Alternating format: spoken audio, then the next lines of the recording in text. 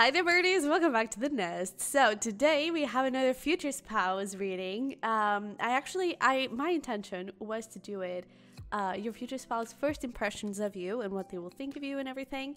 But I was feeling really called to do this reading first, all about your connection, how it will be, how compatible you will be, and everything like that. So the first impressions will be an upcoming video. I'm not sure it will be, straight away the first, the next one, or, just a little further on, but definitely stay tuned. So yeah, but this is actually part of a series. We already have a lot of future spouse readings, so if you haven't watched them yet, definitely go check them out. It's going to be on the little playlist. But let's get into today's reading. So I was feeling really drawn to using pictures today. That's why in the thumbnail you see some pictures, and in the community board the poll was also with pictures. It's because we are using them today. So we have those 4 pictures for you. I am going to put them here in the video, so you can, you can feel free to pause them and look into them, breathe into them, see which one calls more to you. Maybe, on the poll, if you were, participating on the poll, you already got a little picture that was really like, oh, I really love this picture. Maybe it is your reading, okay? So we are going to look into those pictures, so definitely choose wisely. But if you don't really want to look into the pictures and you just want to, go with the usual and choose by the crystal, we also have that here for you. So I'm going to show you each of them individually, and then you can go to the timestamps. Maybe there's also a significant time for you, significant number, and you can also choose through that. But for pile number 1, we have some Mookaite. For pile number 2, we have some Amethyst. For pile number 3, we have some Fuchsite with Ruby. And for pile number 4, we have some Rose Quartz. Alright, so again, you can choose by the pictures. I'm going to put them here again. You can choose by the crystals, okay? Or you can choose by the timestamps. But whenever you're ready, just go into the description box and I'll see you over there. Hi there, my pile number 1s. Welcome into your reading. So if you chose the Mookaite or this photo, you're definitely in the right place. So let's get into your reading. In case you missed the intro, I'm just going to give you a little recap of what we're going to look at. So we're going to look into everything you need to know about your relationship, all about it. How will it be? Then we'll also look into compatibility and how you show love to each other, how you deal with relationships, essentially, how compatible you are emotionally, how you communicate feelings and everything, money-wise, beliefs-wise, so that would be also like religion and stuff, future, like having a family, getting married, that kind of thing, and sexually. And then we're also going to look into what is more memorable and significant for each of you. What you're really going to, if you had to talk about a relationship, it would be like, oh, this happens in my relationship and I'm so happy, and that kind of thing, that kind of thing. Okay, so with that being said, let's get into your reading. I'm sorry if my voice is a little rough and I take a little time to rationalize things. I just came from a Harry Styles, well, not just came, but last night, Harry Styles concert, so we're a little sleep deprived, but we've got this. So let's talk about your photo. I definitely feel like this connection with your future spouse, it's going to be one that is going to be really sweet. I feel like it's going to be really compassionate and kind and gentle more than anything. You could actually get married if you choose to do so, or like get into a relationship quite soon, quite at a young age or something like that. I definitely feel like, or at least you meet this person at a very young age, because I feel like at the very least, or the energy kind of feels like this could be someone from your childhood. So maybe you're already actually in this in a connection with this person, and it's like, yeah, this is long term, don't worry, but I definitely feel like this could be someone that you already know from childhood. So whether you are in a relationship with them and you are friends with them or not, it could be that they could be coming back around into your life. And I definitely feel like you've known them for a very long time, or a long time ago, and I'm also getting something around like family. So it could be that your families really get along or got along, that's why you started to connect with so early on in your life. But I really get this sense of your friends more than anything. And I feel like the friendship is going to be a big thing here in this connection, because I feel like it's just, you understand each other, and I feel like you've got each other's backs. And I definitely feel like there is this feeling of, I don't know, it's like your hearts connect. I don't know how to explain that, but it's like, here's my heart. Oh, thank you. Here's my heart. You know, it's like you just, you trust each other deeply. I feel like that is the thing. You trust each other very deeply. And I'm also getting, for some of you, either you or this person or both, you could be quite foodies. You could be, I don't know, you could really enjoy eating and good food, you know, because like right before this reading, I was feeling really called to eat some chocolate. So maybe chocolate is going to be a big thing. Maybe this person or you would really love to give chocolates to each other. I'm also hearing chocolate cake, so maybe there's like a signature chocolate cake that you'll cook for each other. I'm also hearing something around like first date. Maybe on the first date you eat a chocolate cake from that restaurant, and it's like on every anniversary you go back to it. There's something about like rituals, routines, like the life together. It's really not monotonous, but it's simple, you know, and full of meaning. It's like, it's the little things, the small things of your day-to-day life that it's really going to make this relationship, that is really going to build it and make it so special and so lovable. I definitely feel like you're going to receive a lot of support from family and friends. I feel like this is something that you could have a really big social group. And I'm even getting around like, oh, that could actually be something that I could do, like your wedding day or something like that. But if you choose to get married, I actually feel like this could be like not necessarily a big marriage, or a big wedding. But I feel like there is a lot of people that both of you know and that support this connection. So I feel like there's a lot of support on your wedding day. And I definitely feel like, you know, friends, family, everyone involved, I feel like they really, really love you and this person and you together. So I definitely feel like you have a lot of support. And I'm also getting something around sunflowers. Maybe that is a significant flower for some of you, but I feel like it just essentially represents the energy of the connection. I'm getting, and this is not at all in a codependent way, it's like, where you go, I go. Where you go, I follow, you know? And because like with the sunflower, the flower follows the sun. So I definitely feel like that is a little bit the connection. It's like, I feel like it's full of energy, full of love, full of respect. And it's like, whatever you want to do, I have your back. You know, I'm supporting you. And I also feel like there's something around, first of all, your skincare could be significant, or this person's skincare, with that thing of the masks. But I'm also getting something about like health. Maybe there's some health related issue that you're currently struggling, or I don't know, maybe this person is struggling, but it could be something around like skin. I'm also hearing hard and digestive issues. It doesn't have to be, but it could serve as confirmation for someone out there that, yeah, this is your pal if you're still struggling with those.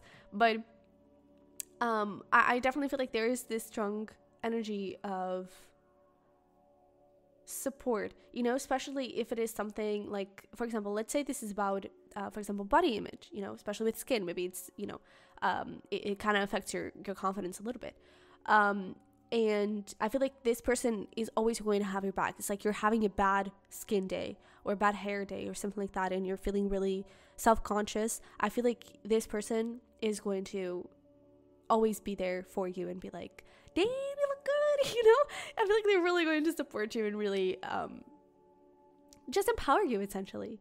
I'm also getting, especially with this crystal, and even with a photo, there could be something about like you're quite opposite, in the sense, I feel like it's especially physically. So it could also be like, it could definitely be like ethnicity, which would possibly relate with religion, but I'm not really getting that deep of a difference. I'm getting it more as physically. So one of you could be a blondie, the other one could be like more of a darkish hair color. One of you could have blue eyes, the other one brown eyes. It's like you could be quite different. Or again, you're literally from two different ethnicities, so you're definitely going to look different physically. And I feel at the same time, I feel like you're actually going to really mash together. You know, it's like you're a really cute couple. I feel like you really are.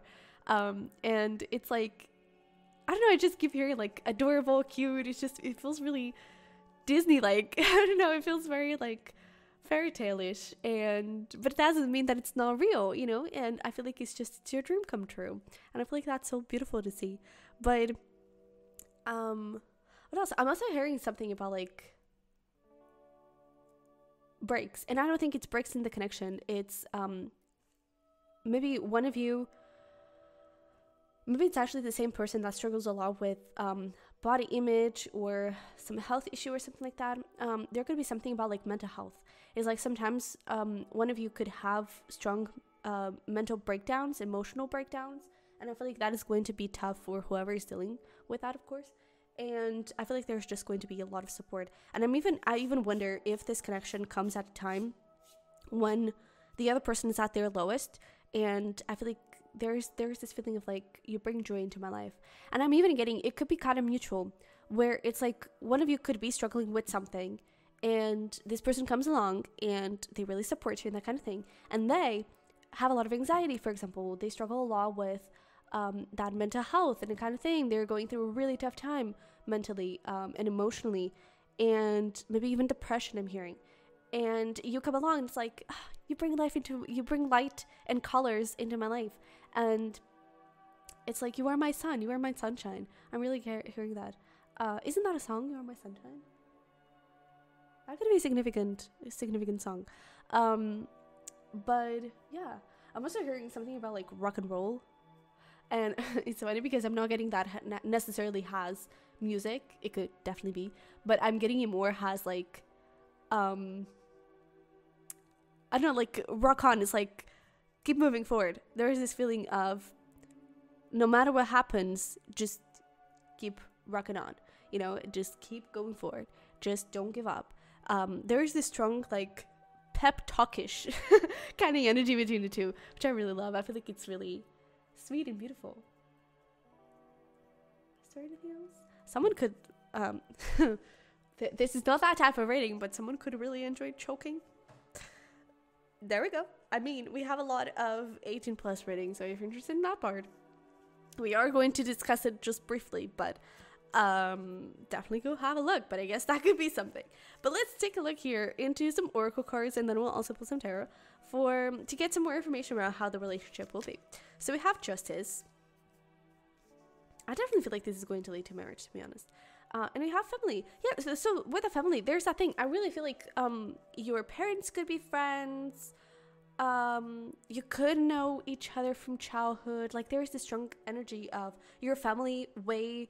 Maybe this is also talking about like past life, where it's like your family way before you were actually family.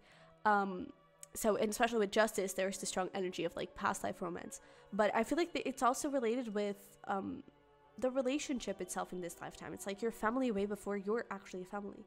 So I really feel like the friendship that you're building first initially, it's going to be a big thing.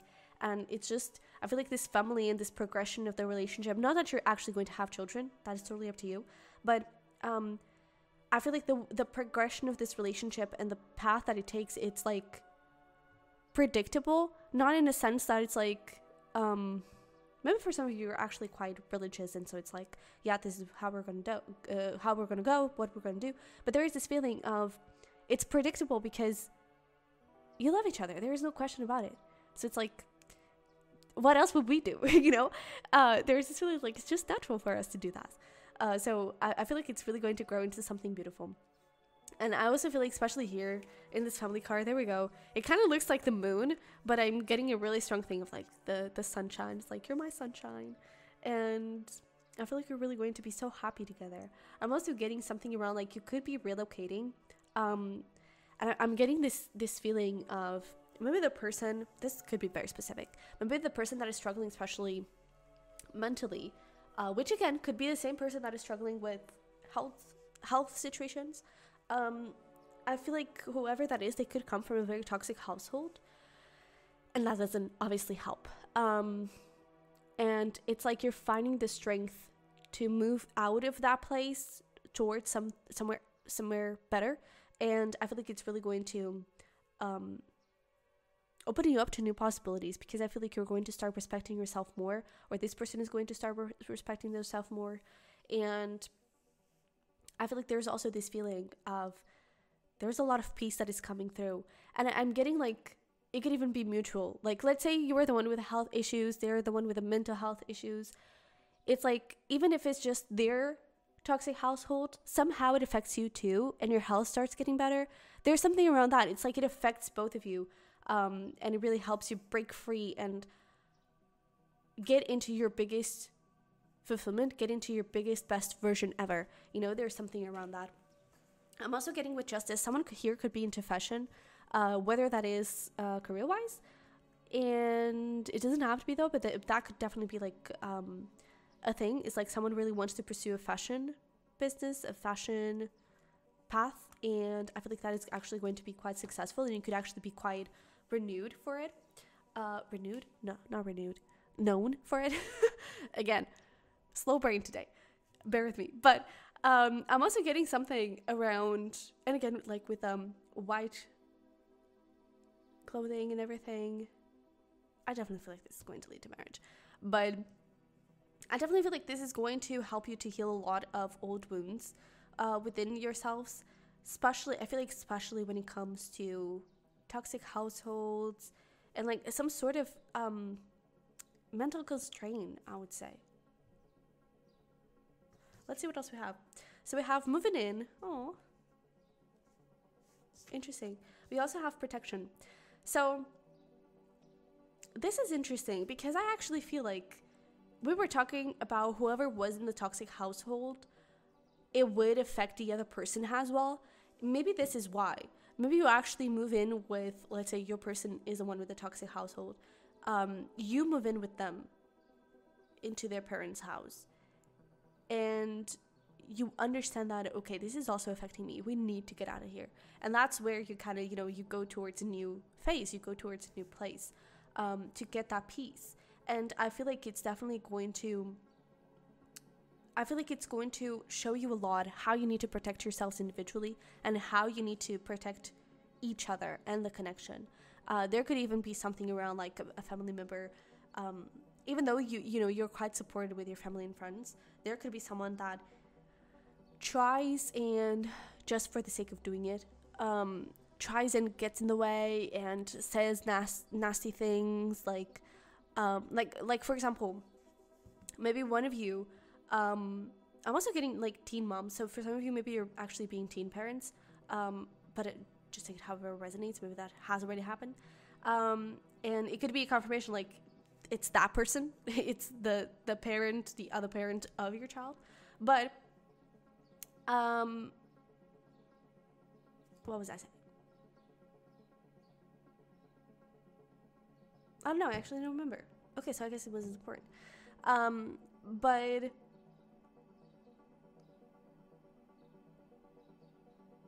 oh gosh, I was saying something. I don't know. I don't remember. But anyways, I definitely feel like there is something here around the home that you're building. It's going to be a lot sweeter than the one that you started in.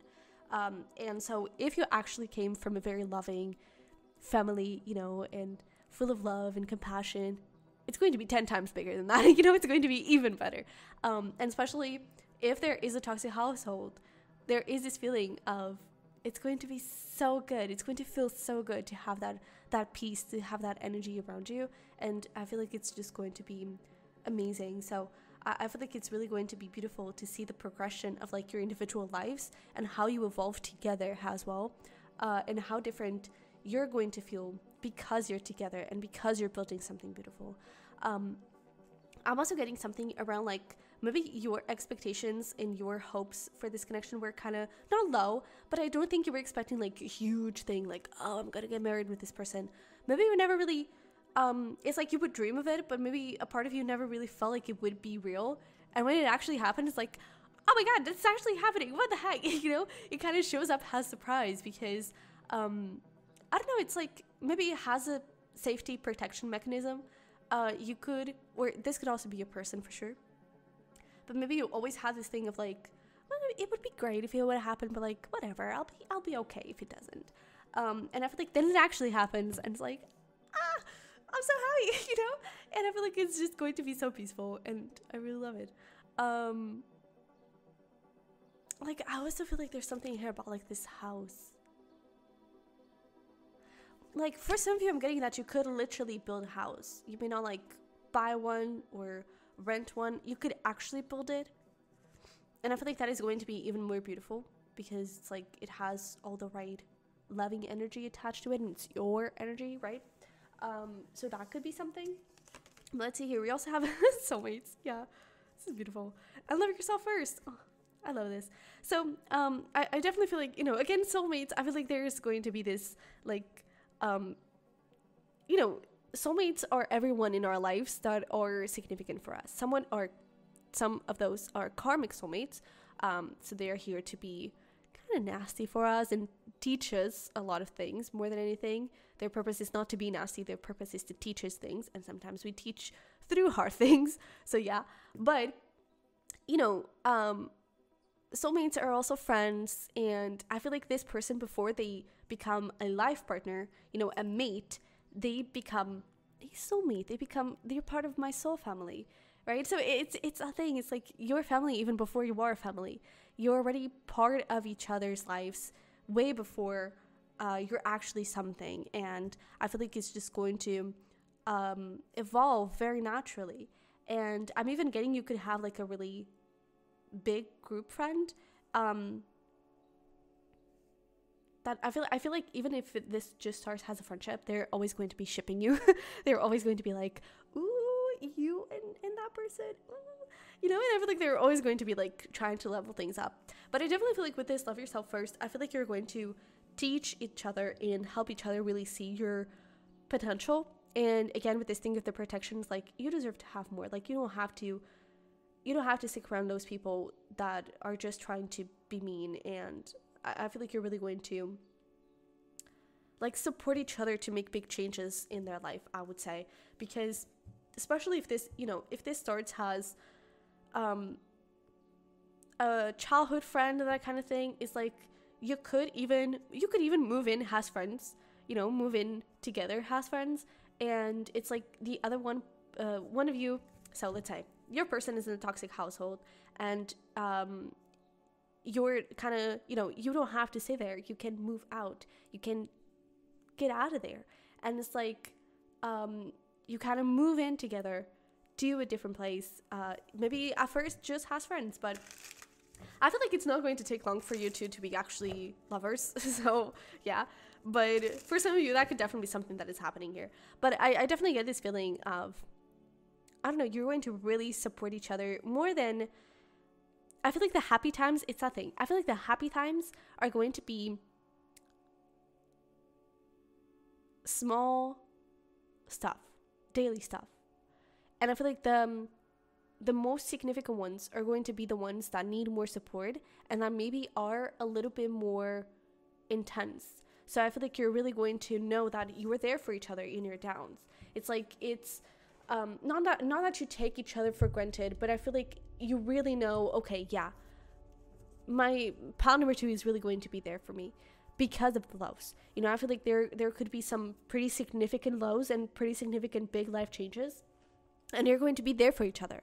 And then the good, happy times, you're going to celebrate it, of course, but it's like, I feel like the biggest, happiest moments are going to be the day-to-day, are going to be the little kiss in the morning, the little, hey, how are you doing? Or, hey, good night, I'm gonna go. You know, I feel like it's going to be the little things that are really going to matter. Maybe, you know, with that foodie thing, maybe it's they just buy you your favorite food, your favorite snack just because, you know, and I feel like that is really going to be something. So let's see here. What else can we get from the tarot? We have the Knight of Swords, Gemini energy coming through.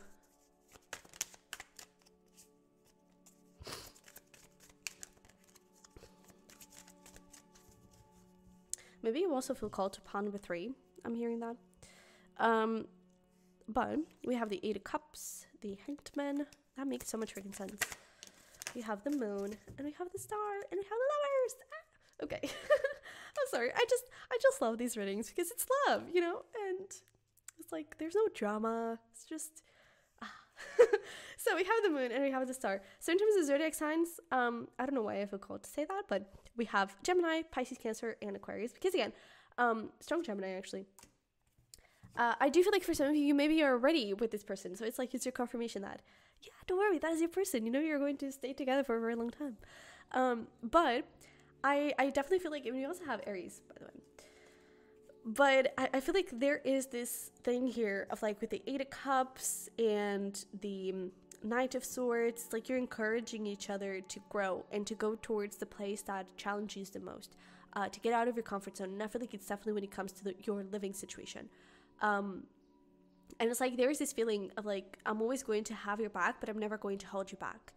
And if you're falling, I'm going to grab your hand, but if you want to be left alone, I'm gonna leave you alone. And if you want to go somewhere, it's that thing of the sunflower, right? I'm gonna follow you. I'm gonna support you. Don't worry. There is this strong compassion towards each other. And I'm even getting like here, I feel like this is that thing of like, you are my sunshine. Is like maybe someone sometimes has really like hard anxiety anxiety moments, or they just struggle a lot with their mental health or something, and they're kind of in this down spiral, right? And then this person comes along and is like, hey, don't worry, I'm your light, shine through, you know? And there's just so much compassion and so much welcomeness. And it's like, I don't think it's like, oh, you need to see the light, you know, you need to be like me. No, it's just, can I give you a little support? Can I give you a little love? Can I embrace you a little more? What do you need from me? You know, there's a lot of compassion, a lot of just kindness towards each other, I really feel. And there is this feeling, that's why I feel like this is going to be really, you know, early on, the connection. It's because I feel like you're going to choose each other straight from the beginning. And I feel like your soul just knows. That's why I keep hearing that thing of like your family way before you're actually family. It's because I just feel like your soul is going to know, your heart is going to know that, yeah, this person is going to be a little bit bigger for me than the rest of my friends. It's like you just know that intuitively. And maybe at first you just see it, oh, maybe they'll become my best friend, you know, and a great friend that I can find support in. But there's just like, no, yeah, this is my person. What the heck? Let's be lovers. And I feel like that is just going to be so beautiful to see. And I also feel like there is this feeling of, if one of you, and I don't get this in a bad thing, if one of you is struggling a little bit more with the connection itself and like wanting to not necessarily run away, but be really scared and really like, maybe this doesn't make sense, maybe we're making a mistake, maybe we're not supposed to be together, romantically, maybe we're just supposed to be together, you know, has friends, and maybe we should let this go. It's like the other person, it's not going to let the other person, it's not going to leave the other person alone. And again, I don't see that in a bad way. I see it as, you take your time, but just know that I'm going to be here. It's like, I see it has a lot of patience. I see it has a lot of, if you need to go explore yourself and find yourself. I'm even getting that this could be with college. So it's like, you may know each other from childhood, and that's where, you know, feelings start to get developed and everything. And then you go to college, and it's like, it's okay if you want distance. It's okay if you want us to go our separate ways.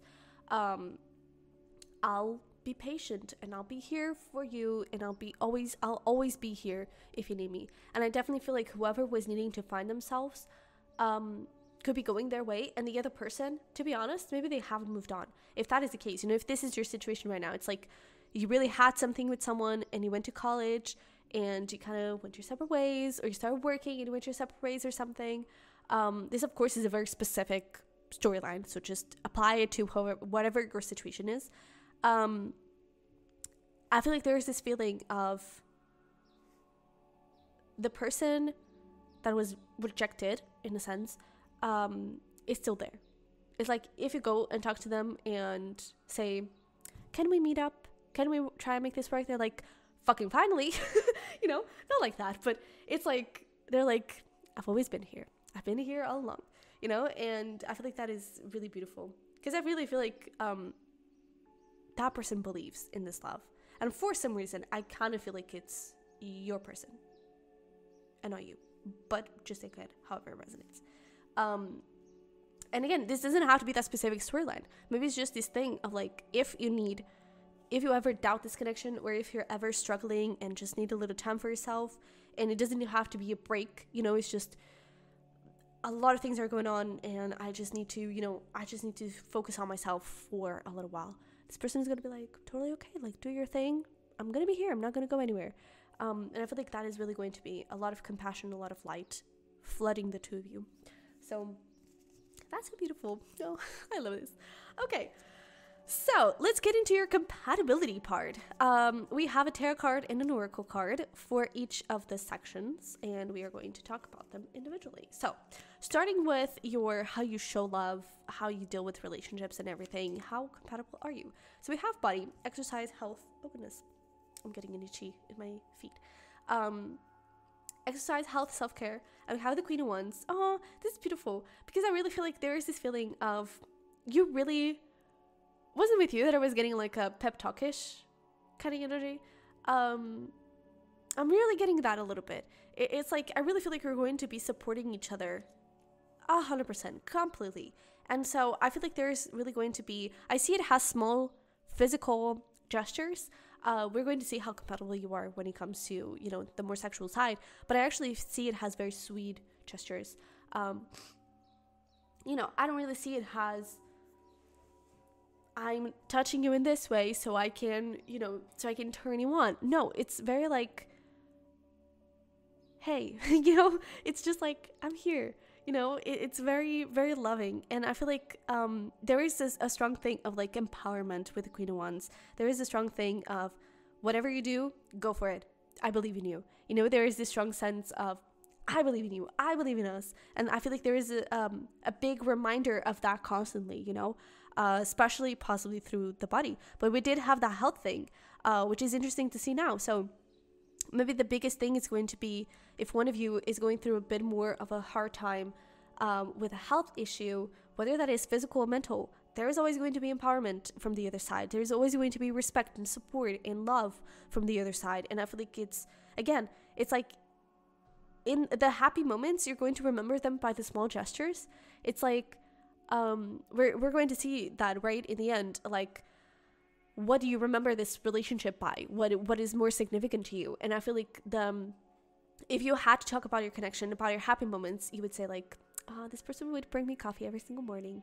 This person would give me my favorite chocolate every single Sunday. I don't know. There is this feeling of like, it's the little gestures. It's not, they proposed to me in Hawaii and there was, there were planes flying by. No, it's like, they kissed me in the forehead. It's like, it's the little things. And I feel like that's how you're really going to show love in the day-to-day. It's not going to be like big gestures that are going to matter. It's the consistency. And especially when you're struggling, those are the big moments. It's when you're struggling, that person is going to be there for you. When they're struggling, you are going to be there for them. And I feel like that's really how you're going to show love. So are you compatible when it comes to it? Absolutely. I really feel like it's going to be mutual, especially with the two. It's like what they do to you, you do the same, you receive it back. It's like there's a really good balance of give and take, and it's just we're in this together. I really get this sense. You could actually, push each other into taking better care of yourself. So it's like maybe both of you or either of you is really like a big exercise fan and so you kind of make this pact, 2023 our resolution is going to be going to the gym, or is going to be like starting to go for walks, and you do it together. You go to the gym together, you go for walks together, you eat healthier together. It's like you really your goals are my goals and my goals are your goals, and there is a really strong intertwinedness, if that is a word, here between the two of you. So let's get into how compatible you are emotionally. So like how you express love and that kind of thing. We have the wheel, cycles, patterns, change, and we have the hermit in reverse. So I actually like this because I feel like there is this feeling of, it's essentially what we were talking about. It's like, do you need to be alone? Do it. But just know that I'm going to be here, And I feel like there's also like a break of the pattern where someone here could, like, their way of communicating and emotions and dealing with emotions would be isolating themselves. I feel like there is going to be a respect for that, but there is also going to be a little push out of that. So I feel like there's going to be a friction, but it's a good friction, because I feel like especially one of you, it's a lot more open emotionally than the other. And I feel like that is going to be the challenge. But it's a good challenge because I really feel like you're going to grow a whole lot because of it, because you're going to, especially the one that isolates themselves a little bit more, it's going to definitely be putting themselves a little bit more out there. And it could also be like a relationship thing. It's like for the world, for friends and that kind of thing. And maybe that's how you start to see that this connection is significant, is that with other friends, you would always isolate and you wouldn't really communicate, and the trust would always be with you, you know, or it would always be with them. And I feel like that's how you start to see each other in a different light, and it's like, oh damn, wait, maybe this is my person. Maybe like I feel so comfortable here. And I feel like that is going to be the biggest thing. But I feel like it is, how do I phrase this? It's like you're not compatible, but that is true. That is good. You know, it's like you're not, in the end, you are compatible, because I feel like you are helping each other heal and helping each other grow. So you are compatible, you just communicate emotions in a different way. And I feel like even for the person that is very emotional and very open, it could also help them kind of, okay, before I communicate my feelings, before I just vent and let it all out, let me breathe. Okay, how do I really feel about this, you know? And I feel like the challenge here would actually be with like arguments, for example, where it's like maybe the emotional person says it all out straight away, and the other one that is a little bit more reserved kind of needs to think emotions through and needs to absorb them and understand them before they can actually put it out.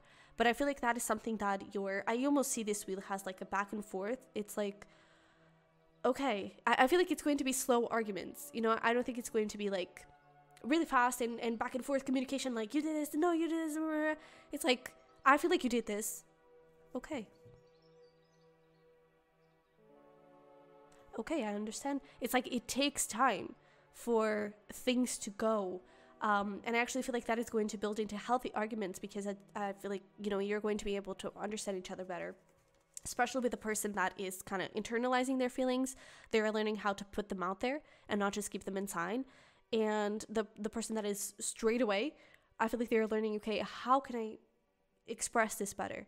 So I feel like you're going to grow a lot together in emotionally, on how you communicate emotion, especially. But yeah, especially with change, it's like, I feel like you're going to break patterns that maybe are not healthy, because I feel like one is in the extreme and one is in the other. So it's going to help you understand each other. And it's almost like you're going to be the light to each other. So that's also really sweet. Oh, let's take a look into money and how compatible you are in dealing with money, relationship with money. We have the moon and we have fertility, new beginnings, children, and possibilities. I feel like it's actually going to be, you're actually quite compatible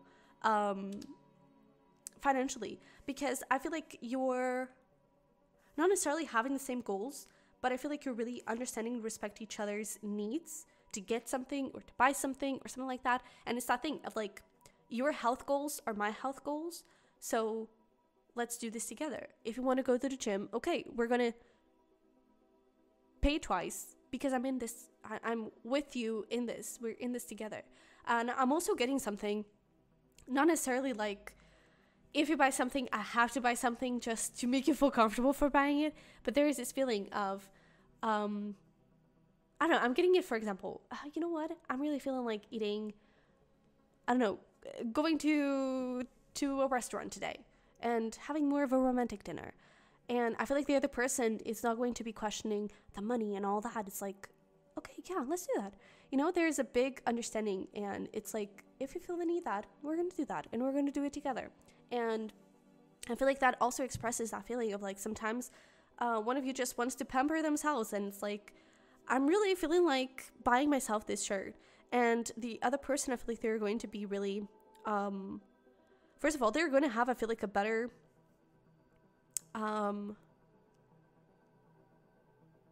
that is interesting. I feel like you're both emotional buyers. So it's going to be interesting. I feel like you're really going to help each other, because when one is doing an emotional buy, the other one is going to be able to be more rational because they're not emotionally invested in that purchase. And it's going to be like, okay, sure, if you really feel like you need it, then we can get it. Like, go ahead. but it could question a little bit like, yeah, are you sure this is what you want? Do you feel comfortable with it? And I feel like you're going to, because you're having that external view when another makes a purchase, I feel like you're really going to help like make conscious purchases and not just spend it carelessly. But I actually feel like you're having, I really get this feeling. It's like whatever money purchases, like especially big ones you make, it's for a common goal. So with this fertility, for example, with children, is like big purchases, children, go ahead, like do it, just buy it. But I feel like you're actually going to be really compatible financially, and I feel like it's just going to flow. I don't think your arguments are going to be around money. Sometimes it could be, of course, but I don't think the biggest ones are going to be about money, because I feel like you're really compatible and safe in that aspect. So that's really good. Let's get here into your like beliefs and religion, spirituality, that kind of thing. We have chemistry, so this is a great sign already. Passion, attraction, sparks, and we have the Hanged Man. I actually feel like more compatible than this is impossible, because with the Hanged Man in chemistry, this is saying that you share the same views. So if you're both following a certain religion, or if you follow a certain religion, you're both doing it. Maybe there is a certain practice that you both practice. So for example, maybe if you're Catholic, that's the religion that I'm most familiar with, you both go to church regularly. You're both Catholics. It's that kind of thing, you both share the same views of the world. And I feel like you actually inspire each other a lot. So I'm really getting this thing. It's like you both study the Bible, for example, together. You both go to these groups together. I don't know, it's just like you do the same thing. If you were both like spiritual, for example, maybe you both meditate together. Maybe you both do moon rituals. You both go to retreats together. It's like you both have the same visions, have the same goals, have the same, what is the word? I'm hearing the same savior, the same like force, the same God, something like that. Yeah. So yeah, I think that's pretty safe word. It's like you're super compatible when it comes to it, because you believe in the same thing. So let's take a look into future, like family, children, getting married. We have power couple, trust, abundance, empress, and emperor. And we have the 7 of swords in reverse. That is interesting. So I feel like there is a change happening. And with this power couple, I feel like it's going to be a mutual change. So it could be that, you were talking about like it's predictable, and maybe there is a change somewhere along the line that it's not going to be predictable. And it could be that I'm even getting, maybe it is expected of you to always be in, keep going in school and go to college, find a course and work in that area, and then maybe at some point you actually choose to both open a business. It's like maybe you're getting out of the beaten path while creating stability in your life and while creating a new tradition in your life, because maybe it was expected of you, for example, for you to be doctors, and I feel like you're creating your own path, right? So I feel like there is a little getaway of tradition, and again, this could be something, whatever. It could be about, for example, the way I see this is, for example, maybe it is, like with your religion, maybe there's this thing of like, oh, you have to get married. And maybe you start to understand, you know what? I don't want to get married. Maybe this is not for us. Or maybe even about children is like, it is expected of you to have children. And maybe for some time you actually stuck to it, but it wasn't really real to you, or to this person. And I feel like you just get to this point where it's like, you know what? I don't think I really want this. And it's like you open up to that person about it, and your person's going to be like, thank goodness someone said it, because like I also don't think I want that, And it's like, so I feel like you share the same, again, you share the same, I feel like these two are really related. I feel like you share the same views of religion. I feel like you share the same religion. I feel like you share the same practices, same beliefs. So when it comes to the future of the connection and to like having a family, getting married, living in a certain place, you share the same views. So those shifts that are going to happen or likely happen in some way in the connection and in yourselves, they are going to happen together. So you're definitely compatible when it comes to it, which is great. So let's get into the more spicy side and how compatible you are when it comes to that. So we have confusion, uncertainty, unsure, restricted. And we have the Two of Swords. Okay, so I get this has insecurities, to be honest. I'm getting in, maybe you're like the first for each other, especially if this is like from childhood. And I feel like you're not really going to understand bodies. I get that. I don't know why. But it's like, maybe there is this feeling of like, you have this idea of, you know, sex being super passionate and super raw and intense. And I feel like for you, it's more like lovemaking. You know, not that it's boring or anything like that. Because again, one of you was getting like choking, right? But, or maybe it's the other way around. It's like you have this idea of, especially with religion, it's like, oh, sex is going to be really loving and very sweet and kind. And maybe you're actually into BDMS, right? So I feel like it's going to take a little while for you to understand more than anything, understand yourselves and your bodies, and then understand each other's bodies. So I feel like this is firstly, especially in the first stages of the connection where you're trying to find each other. And I just saw 44. You're trying to understand each other. You're trying to understand yourselves more than anything. So I feel like at first it could be a little bit confusing and it could be a little bit weird and like maybe a little bit possibly self-conscious, because we were getting that thing of like body image and that kind of thing. Maybe one of you is really insecure. But I feel like you're actually going to help awaken that side in each other. So that is good, especially we have a 9 here. So that is all about endings. I really feel like you're going to put an end to these beliefs around sex and these beliefs around what it should look like and how it actually feels good to look like to you. So yeah, that's the way that I get it, because I feel like it's just going to be weird at first and not necessarily, it's not that it's not going to be compatible, but it's not going to flow so nice, because I feel like you have expectations of what it should look like. So until you can really find that pleasure with each other, maybe it's going to be a little bit, okay, what is this? How do we do this, right? Because I really feel like it could be each other's first. So yeah, or at least one of your firsts. So either this person is your first or you're this person's first, something like that. But it doesn't have to be. It could just be you're breaking these beliefs with each other. But let's get here into our final portion. We are also going to pull a little card for advice at the end on how you can attract this person faster, or just anything like that. But let's get here into what is going to be your takeaway, where you're going to remember this relationship by, and what is going to be like the key takeaway for you in this connection. And then we're going to do the same for your person. So for you, we have I'm done waiting. I think we're better off apart, and I could look at you all day, all night, all the time. That is so interesting. So we have there's so much I want to tell you for your person. My career is in the way, my heart is torn, and you make me a better person. So I really feel like this is talking about that thing, especially with my career is in the way.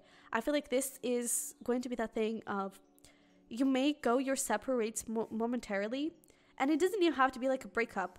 For some of you, I definitely feel like it could be. Maybe you haven't even talked to this person in like years, but I feel like there could be this little distance, maybe a physical distance, where one of you goes to college in a state and the other one goes to another state or even abroad, right? And I feel like that is going to be something that it's going to affect this relationship, and it's going to be you discovering yourselves. And I feel like for you, there is this feeling of like, maybe you're the one that needs to explore yourself, and you're like, you know what? No. At some moment you think, maybe we're better off apart. Maybe we need our time individually. But then it's like, oh God, no, you're it. Like, I want to be with you. And so there is this moment of, I feel like the biggest takeaway is going to be the moment of reunion, and this moment of, I'm done like refusing my heart. I'm done putting it aside and repressing it and repressing my feelings, repressing my desires. Because maybe you're the one that is kind of, always waiting on this person, or that is patient with this person or something like that. Or I don't know, or maybe you're the one that is putting the break, and it's like, no, I actually don't need the break. And I feel like it's that moment of realization that you're going to really take away. And I feel like it's the patience that you have for each other and that you have for this connection, and the, like, you were apart maybe for a very long time, and then you just come back together and it's like, oh wow, yeah, this feels good, you know. So let me actually, about that, if there is some sort of separation, if there's some distancing here, and I do feel like it is because of career, so maybe there's like, if it is not college, it could be like an opportunity abroad for one of you, and it could be for this person or for you. I actually take it both ways. But what is some timing here for reunion? And again, I don't necessarily, wow, that is fast. I don't necessarily get it has again, I don't necessarily get it has a breakup. I just get it has you having to deal with long distance. Something as simple as that. And then you kind of make the decision of, you know what? I'm done being apart. Let me go travel to you. But we have this 9 of Wands. So this is like, I'm going to say like we have 9 of Wands. That for me, it's like 9 days. We have 4 of Swords, 4 weeks. So maybe in like a week to a month, something could be happening here. Maybe you're reuniting with this person. Maybe you're understanding that, no, wait, I kind of want to be with you. And you start moving things forward. Maybe, you know, you bump into this person again if you really are in no contact and never really talk to this person again. So you could actually be quite close to your future spouse. That is great. Especially considering that I feel like you already know them. But for this person, I feel like their biggest takeaway is how I feel like there was this thing of, I feel like they were really sure, not that career was more important than the connection, but that the career was going to make you who you are, right? And I feel like their biggest takeaway from this connection is going to be understanding that it's not the career, it's who I am. The career is just a consequence of that, you know, if that makes any sense. The career is just going to be a natural path forward for who I am. It's just going to be showing who I am. And so I feel like their biggest takeaway is really going to be self-realization. I feel like it's more to do with themselves and their beliefs than actually the connection, which is not a bad thing. I feel like you actually push them into understanding that, wait, no, this connection is important and who I want to be is important. So especially with you make me a better person. So you could give them a lot of advice and like, you don't have to go through your family's path in career, for example. There's that strong thing of like, you're really empowering them. And I feel like that is going to be the biggest takeaway from them, from this connection, is how you empower them and how you allow them to be themselves. And with this, there's so much I want to tell you. I feel like one of the biggest things is that they can tell you anything. So maybe this is the person that isolates themselves and that doesn't really communicate emotions very well or has a little struggle with it. And I feel like it's just going to be beautiful because they're going to be able to do that with you. And it's going to be really peaceful and really just magical to see that. So, oh, okay. Let's get here into your final portion of the reading. And get a piece of advice. I actually feel like this one is supposed to come up. Okay, I feel like that is the one. So we have surrender to the sweetness, Venus energy, pleasure, joy, make love to life. So to be honest, I feel like there is nothing that you necessarily need to do when it comes to this person. If you're the one that kind of created a distance or you have been thinking about this person and want to reach out to them, I feel like there's this feeling of like, make love to life, like create joy in your life. And if this person brings you joy, it doesn't necessarily have to be like you reaching out to them like, let's get married. It doesn't have to be like that, especially if you're not talking, right? But it's like, if you want to reach out to them and catch up, just catch up and just like, how have you been? How has been life? Like, what have you been doing? Do it. You know, there is this feeling of like, go towards the things that you really love, go towards the things that you really enjoy. And especially if, you know, you also are going through this thing of like, the career portion and everything. Do the things and have the career that really empowers you and really makes you feel like yourself, you know, especially with this part of a year of the future. It's like, maybe you understand that you don't want to be a doctor, that you don't want to go through, that you don't want to have that thing of the family business. It's like, start having those realizations now, because I feel like that is really going to match with what this person is going through. And it's going to also help you empower yourself a lot more. But I feel like in the end, the advice for you to attract this person better is to have fun, is to do the things that light you up and create a beautiful, happy life. Especially if you're the one that is the sunshine to this person. I feel like they're also your sunshine, but you bring all this light and all this beautiful energy to this person. It's like, be that sunshine to yourself, you know? Even if they are your sunshine and you don't really feel like you are able to be that for someone, be that sunshine for yourself, and you are automatically going to be the sunshine to this person, okay? But yeah, we also have here this bigger picture thinking, Pleiades energy, visionary, inspired ideas. It's like, really go towards your goals, really go towards the things that you love. And it's like, it's time to step up. It's time to empower yourself, okay? And I feel like that is going to attract this person. Honestly, I don't think there is anything specific that you want to do. For some of you, I definitely get this thing of like reaching out and just catching up, something like that. If you're still together and again, you're ready in a relationship and this is just saying, hey, yeah, this is your future spouse, and you're in this energy of like, you know what, I'm tired of this distance. I want to do something. Have the talk, okay? If you're feeling that way, have the talk. Or it's just like you want to move in together, even if there's no distance, just do it. Just do it. Because I feel like it's going to be well received and I feel like it's going to be beautiful. But I feel like it's more about yourself and about your empowerment than necessarily anything else. So, yeah. And we have really fast timing, so yeah. But my pod number 1, this is what I have for you. I know it was long, but thank you so much for being here and for supporting me and, you know, watching this reading to the end, because it's a really long reading, like 1 hour, damn. So if you were here until the end, leave me a little moon emoji in the comments down below for me to know that you were here until the end, and for me to know that, yeah, you're a sweetie. But I really hope this resonated and helped, so don't forget to smash like button for me. And to subscribe, how already, I would really love it if you would do that. That would help so much.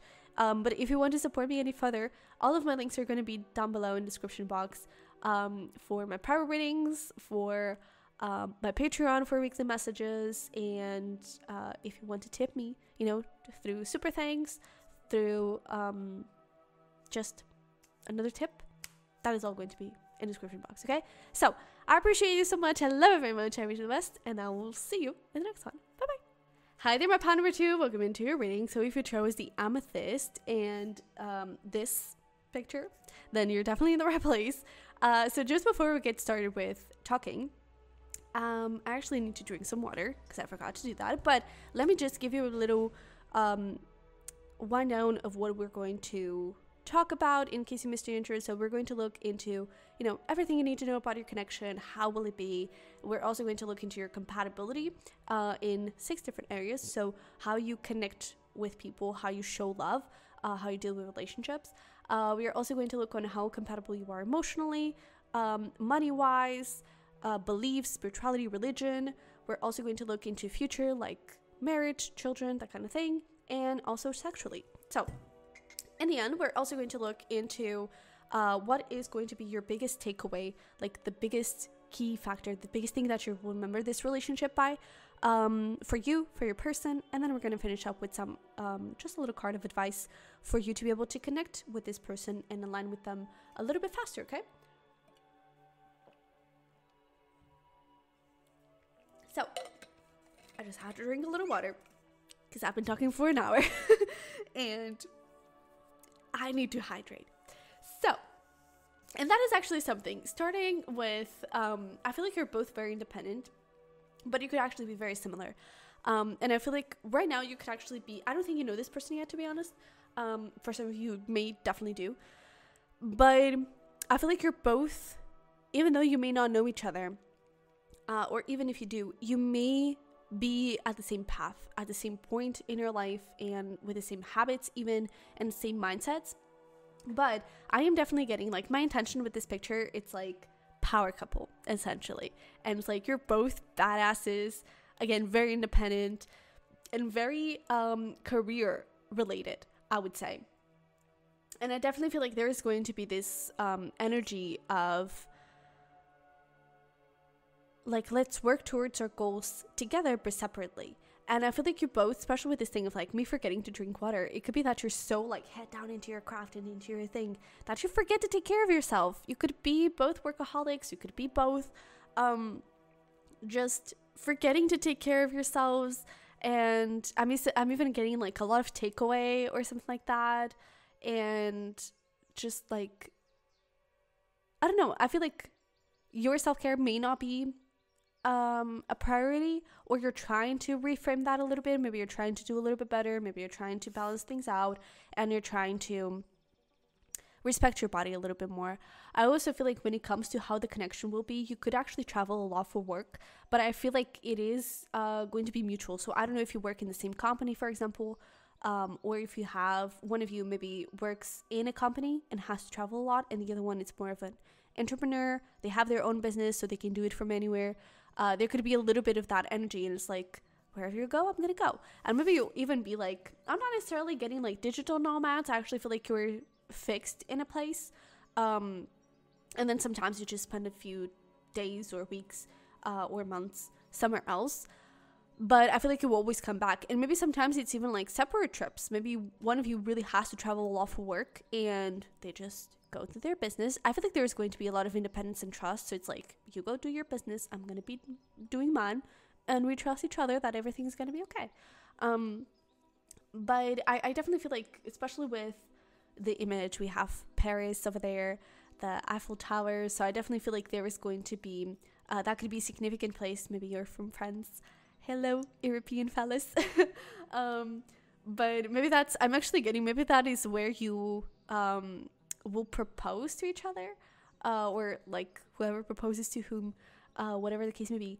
But that could be where the proposal happens, or where you have a big conversation around, like, where you find out that you're pregnant, for example, where you find out that you want to move to Japan. I don't know. It's like, I feel like Paris or France, or maybe like somewhere abroad in general, could be really significant for big life decision.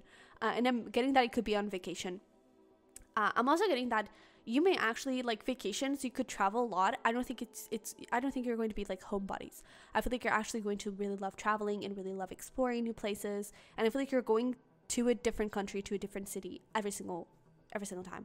And maybe there's like one that you really love, and you kind of coming back to it a little bit.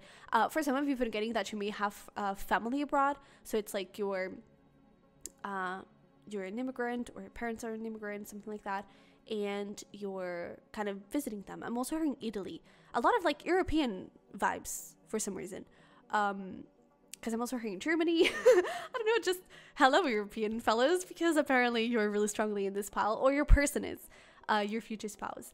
But I definitely feel like there could be someone that has some roots somewhere, and you kind of go back there to visit that part of the family quite often. And what else? There's also something around, I feel like gift giving could be like one of your biggest, we're going to look at that when we show into the compatibility. That could give us a little bit more hints around it. But I feel like gift giving is going to be the biggest thing. I feel like you're going to show a lot of appreciation through that, because there is this feeling of like, I may not be present, but I am present. You know, I was thinking of you. So it's like, for example, that thing of like, for example, your person travels a lot for work. It's like they were traveling, but they were thinking about you. So they made sure that when they were there, they could have been like loaded with meetings and loaded with work. I don't care. I'm going to go to a souvenir shop and I'm going to go get something from my person. You know, there is this feeling of like, I was thinking of you, and I'm going to show you that I was thinking of you. It's like there is a lot of commitment, a lot of action-oriented kind of love, you know? And I'm even getting that, I don't know, I'm getting a very cold energy. I don't know why, but it could be that this starts has, not necessarily enemies, but maybe it starts has a little bit of cold energy. Maybe you are actually introduced by a third party, whether that is, you know, again, you're introduced through career, you work for the same company, whether it is you're introduced by family.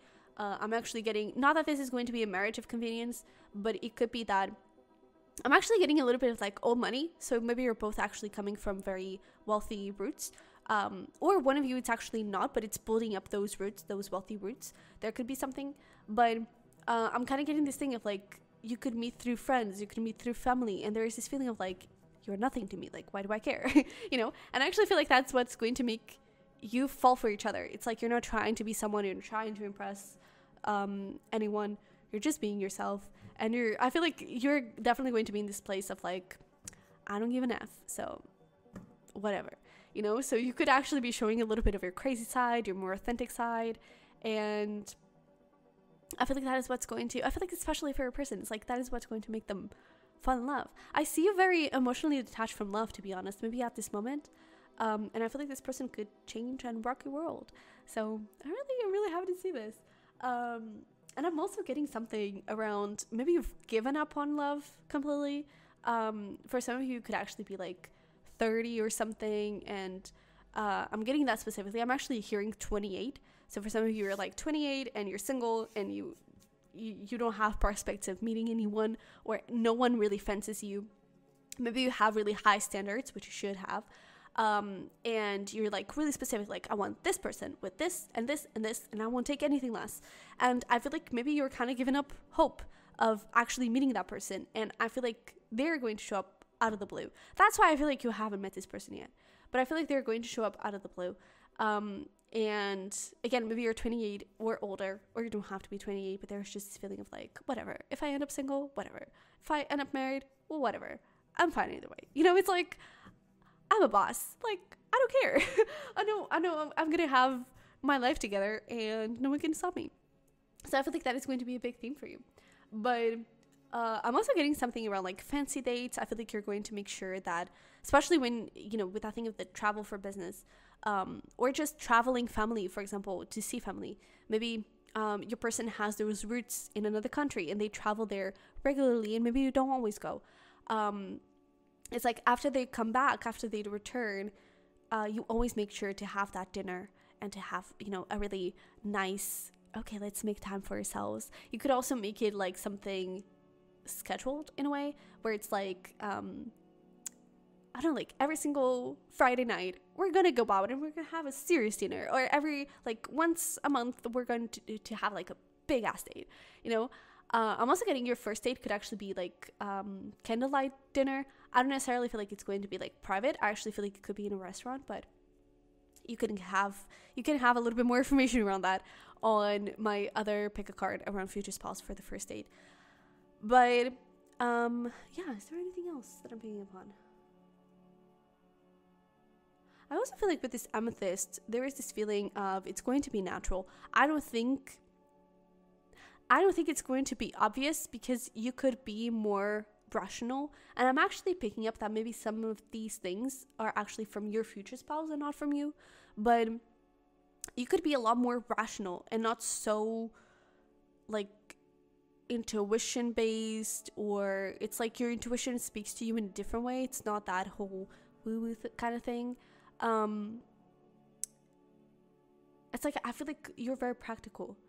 And so I feel like when it comes to this connection, it's going to go naturally. It's not going to be this thing of like, I don't think it's going to be love at first sight, to be honest. And I feel like it's just going to be, they ask you on a date and you're like, oh, yeah, okay, for sure. Then you go on your first date and it's great. And you're like, oh, yeah, okay, great. It's like, I see you very detached emotionally from this whole thing. And I feel like it's just because you don't want to get your heart hurt, and you don't want to get your like expectations or hopes high or something like that. But I actually feel like it's going to go lovely. And I feel like I'm talking a lot about the beginning of the relationship. Maybe because it is significant, maybe because it is approaching you. And so it's like, hey, be open to it. Okay, but we'll take a look into that. And I just saw 0A, so that could be a sign that you're really in an empowered, abundant place in your life right now. It's like you're in your bad bitch era, essentially, badass era. And I feel like you should definitely keep going. It's like, it's not one or the other. The perfect person is going to show up in the perfect timing, and it's going to respect the person that you are and the person that you're trying to become. And there is going to be space and room for all of it, okay? If you make room for it. But I feel like you're going to know when to put in the effort and when to open your heart up. But let's get here and try to get a little bit more information around your relationship with some oracles and then some tarot. But we have answers and we have blessing. Oh, so yeah, I really feel like it's that thing. I feel like you haven't lowered your standards. I feel like you're really sure on what you want and what you don't want. And I feel like this person is going to be your blessing. I feel like this person is really going to show you, hey, I'm it. Here I am. I'm what you're looking for, right? And I feel like it's just going to be lovely because it's going to show up a little bit out of the blue. I also feel like you could feel quite exposed with this person, because I don't think, I'm even getting this thing of like, maybe your previous tries didn't go past the first date, or didn't go past, a certain time frame. And with this person, it's like it goes past that. So you may feel a little bit exposed. You may feel a little bit like, oh my God, okay, what? Okay, this is actually moving. Oh my God. I feel like that it's in that moment, because maybe in the first date, it's like you're used to having first dates. You're used to then having second dates, and then having third dates, and it never really picks up from that. So I feel like you're just kind of numb to it. But then it goes to the fourth date, and you're like, oh my God, wait, fourth date? It's like, it's in that moment that you wake up and you realize, okay, there's something here, and I feel like you're really going to start opening up and connecting more with your heart. And I feel like that's something that this person is going to help you do, or that you're going to help them do. Of course, the roles could be reversed, or it could be mutual, but I feel like you're really going to help tap into each other's hearts and really follow your heart and listen to it and be receptive to it. And I feel like it could also be that you start to believe in magic, and you start to believe in not necessarily manifestation, but in dreams coming true. Because I feel like before, you would see a lot of blessings when it comes to career, and maybe you would like, oh, I really love to have this in my career, and you would fight for it, you would build it, and it would come true. And maybe that is your like practical, rational side of like, well, I did it, it wasn't really a manifestation, I did it, which is true. It's definitely true. And it doesn't matter if you try and manifest something, if you don't take action to actually get it, it doesn't matter, because you're not going to get it if you don't take action to grab it, right? So I feel like with this person, there is this feeling of, not all manifestations are like that though. Some manifestations come in and they surprise you a little bit. It's like, I'm already here. You don't have to do anything else. I'm already here. You just have to enjoy it and actually accept it. You don't have to go and fight and put in the work. Well, of course you have to put in the work in a relationship, but it's like, you don't have to go and actually look for someone for that person to show up. It's like, your guides are going to bring this person to you. You don't have to be looking for them. And I feel like that could help you believe in magic. That you didn't really have to look for a person. Maybe you even already tried like dating apps and all that kind of thing, and it's like, that is just not for me. So I feel like your guides are going to surprise you a little bit with this person and make you believe in magic. And I feel like you could actually incorporate this a little bit more also into your career and into your goals and other goals that you have. But yeah, I feel like it's going to be a lovely relationship where I feel like you're really going to help. I feel like you're going to soften each other's hearts. I feel like you're still going to be pretty rock stars, but and like clear on what you want and sure and assertive, but you're also going to be lighter, and I'm even getting something around like your family and friends may even notice that you're becoming lighter, that you're happier, you're more joyful, like, wow, look at pot number 2, look at what they're doing, look at how they're going on with life. And I feel like that is going to be something that you're going to notice the biggest difference in. Yeah, I also feel like this relationship could be quite sexually intense. Oh, and we have intense connection. Wow. So yeah, I feel like it's going to be really, really passionate. I'm even getting, not that you're hating each other when you first meet. That is actually going to be next in the Future Spouse series. It's like their first impressions, what they're going to think of you and all that. But it's not that you're going to hate each other, but there is this feeling of like, maybe like makeup sex is going to be like really big for this connection. Maybe that is how you apologize. I don't know. But there's this feeling of like when you're mad at each other, or when you're kind of going through something and your emotions are a little bit high, I feel like that is when it's going to be the best possible intimate sessions.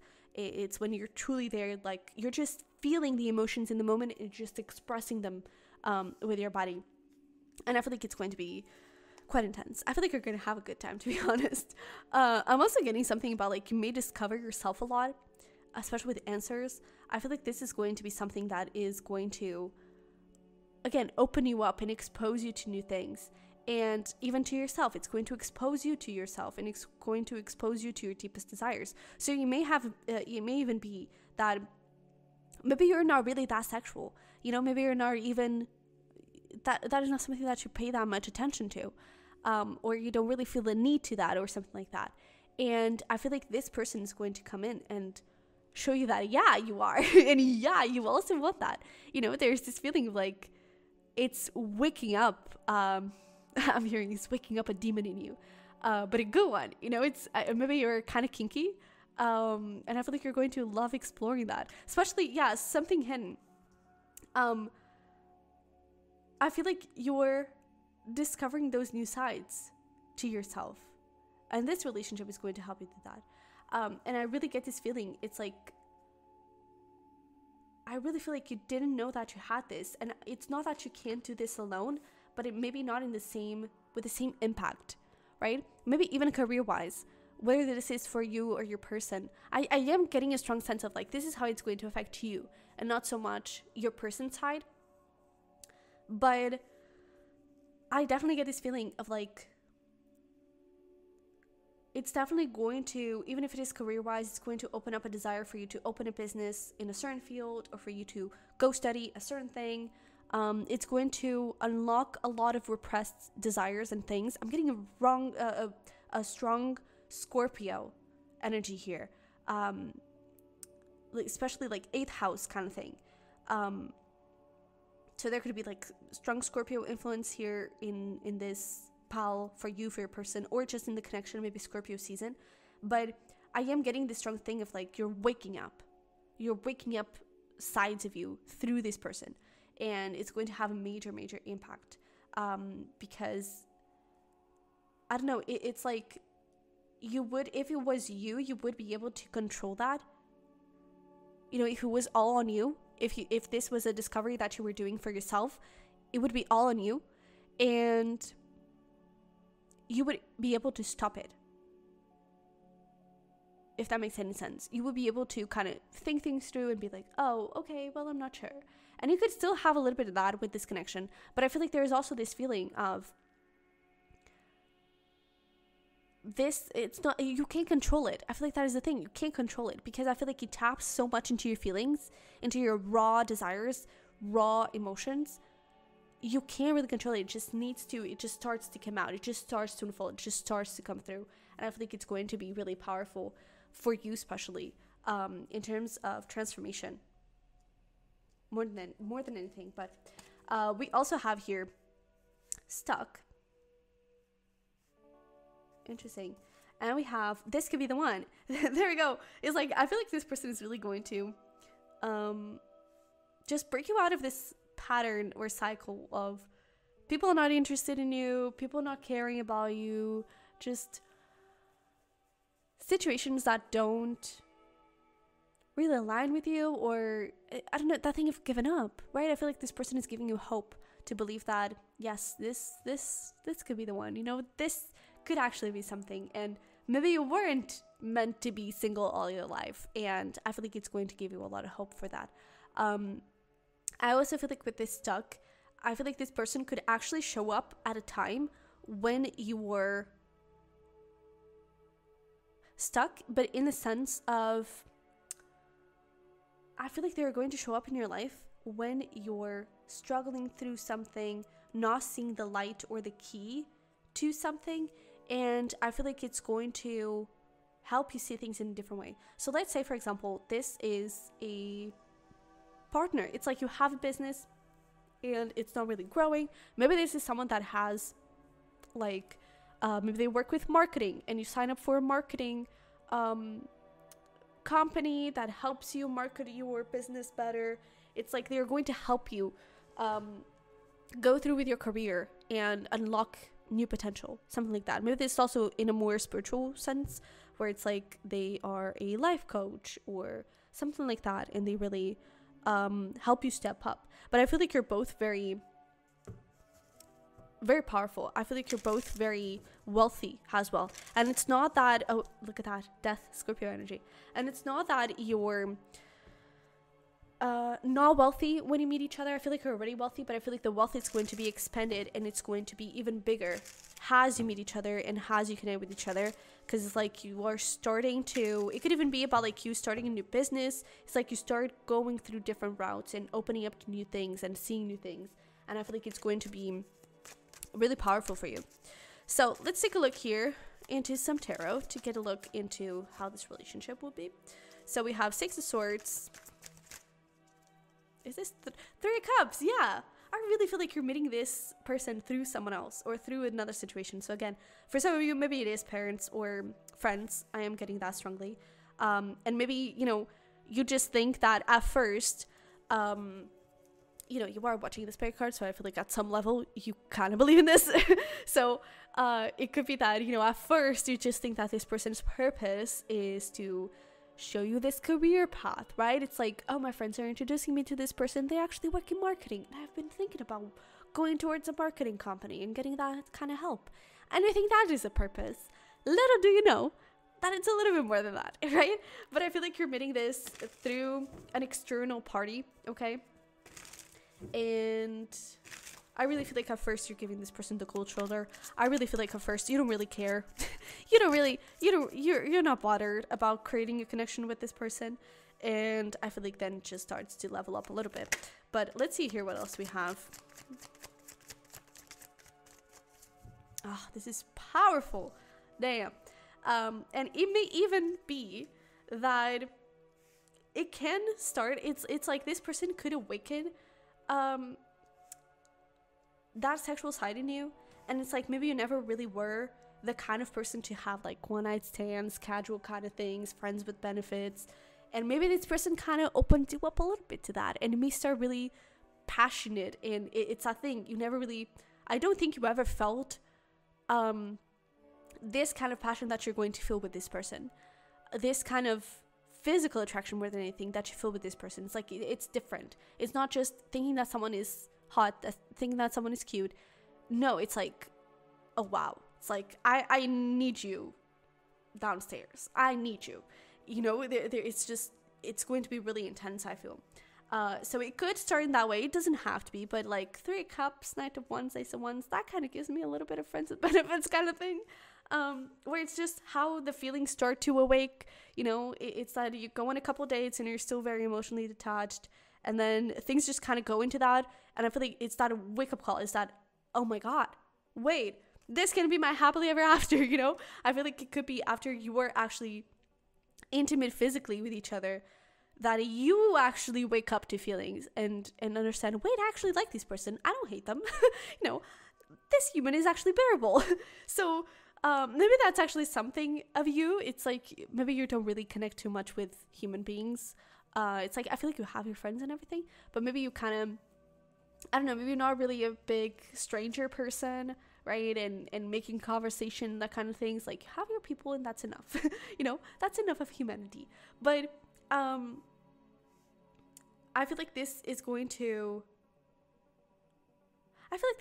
warm you a little bit, to be honest. But and warm you a little bit to the world, maybe. But I just feel like this is going to, it's like, I feel like this is going to go fast but slow. I feel like the feelings are going to take a while to develop, but the passion and the physical attraction is going to be there immediately. And so you could actually be intimate quite soon, quite fast. And then it kind of wakes up and is like, oh, okay, so now the feelings kind of have to catch up to it, you know?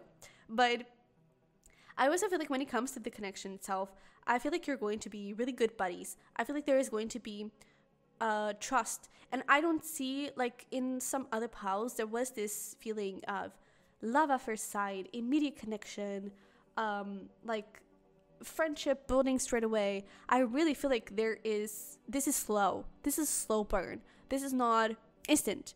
It's a slow burn. And so I feel like even the trust, the connection, it's going to build slowly, you know. But again, it could some portions could be fast, but the other persons, I feel like it's slow, and it's like, okay, how do I feel about this? How does this feel? And I feel like it's going to, I feel like you're going to go a little bit with the flow, and I really love it. And I feel like actually you going from we're getting to know each other, and then okay, we're officially dating, is like when you're actually officially together. From that moment to, for example, getting married or having children or moving in, it could happen like out of the blue. I feel like that could be something that it's like the first is going to be really slowly, but then after that, honey, buckle up, because it's going to get intense, and it's like a lot of things are happening at the same time. I don't think that you're going to have any issue with, for example, family accepting that or something like that, because I feel like you just don't care. I feel like you're so independent, you're so owner of yourself and owner of your life that you're like, I don't care if I just met this person 6 months ago. I'm going to get married to them tomorrow. I don't care. You know, I feel like it's just once you're sure. I even feel like that's just in general in your life. It's like once you're sure of something, you're sure. And you're not afraid to take a risk for it. You're not afraid to jump into it. But you need to be sure. And I feel like you're going to, at first, you're trying to be sure. And once you are, no stopping you. No holding back. And I feel like it's going to be really powerful. But let's get here into the next portion of the compatibility. Okay, so we have a tarot card and an oracle card for each section, and let's talk about it. So let's start off with how you show love, how you connect with relationships and that kind of thing, how compatible you are. We have money. Not surprised to see that one there. Abundance, wealth, finances, and King Wands. So there we go. We were talking about like gift giving, right? And I feel like that is going to be a big thing. I feel like there is also something about like actions. I feel like you're not afraid to make big, bold moves towards each other.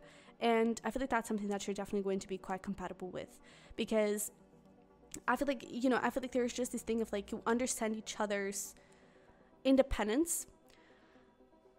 And so it's not going to be codependent at all. You're going to have your freedom, you're going to have your space, you're going to have your allowance and I don't know, just openness to be who you want to be. And so I feel like it's going to be quite compatible when it comes to that, because you know that career is important to the two of you. So you are not going to stop each other from pursuing those things.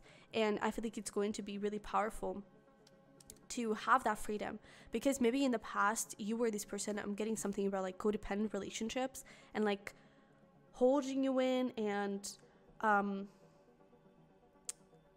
do I say this? It's like they were requiring something out of you. It's like they were demanding something out of you, something like that. It's like maybe they were demanding you to spend more time together or to be together all the time, that kind of thing. And I feel like this is going to be very free. It's like, you want to go out to dinner? Yeah, let's go. And then, you don't really go out to dinner for the next month and you don't really mind it. It's like, I feel like the sense of freedom and the sense of intimacy and everything is going to be quite mutual. When you're feeling the need to be with this person and when you miss them, they're going to be missing you too. And there's this really strong sense. I also feel like there's a strong sense of like, you're not afraid to ask for more. You're not afraid to ask for what you want. It's like, you're feeling like this person is not giving you enough attention. You're not afraid to say it. And I feel like this person is not afraid to say it too. So I feel like you're both very clear on what you want and very clear on, this is what I want. This is what I need. Give it to me. And, I feel like that is something that it's going to be really, compatible. Because you understand each other and you don't, what is the word? It's like you don't charge each other.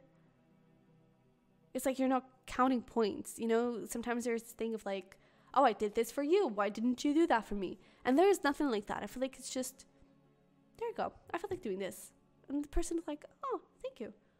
And then they do something. And it's like, you don't even notice it. It's just, it's a natural part because you're both free and you're both independent. So you're just both doing your things, but you both like each other. So there you go, and I definitely feel like your person could be a little bit more attached than you are to them, but I feel like you're really compatible when it comes to that, because you both want the same things and you both live life in the same way, I feel. So how compatible are you emotionally? We have travel, long distance, vacation, movement. So there you go. There's that thing of like, maybe there is a lot of travel for some of you, And we have Ace of Pentacles. So I feel like there is this strong thing of, I feel like you're both, to be honest, I feel like you're both very emotionally resilient. And I don't think there is this thing of like, one is more emotionally insecure than the other. One is, I don't know, how do I phrase this? It's like one needs more emotional things than the other, or has more emotional needs, or is very emotional. I don't get that. I feel like you're both very emotionally resilient. And so even if there is, and I feel like there's also a big sense of trust. It's like it may take some time to build that trust, but once it's built, it's like it's a really, really big, solid foundation.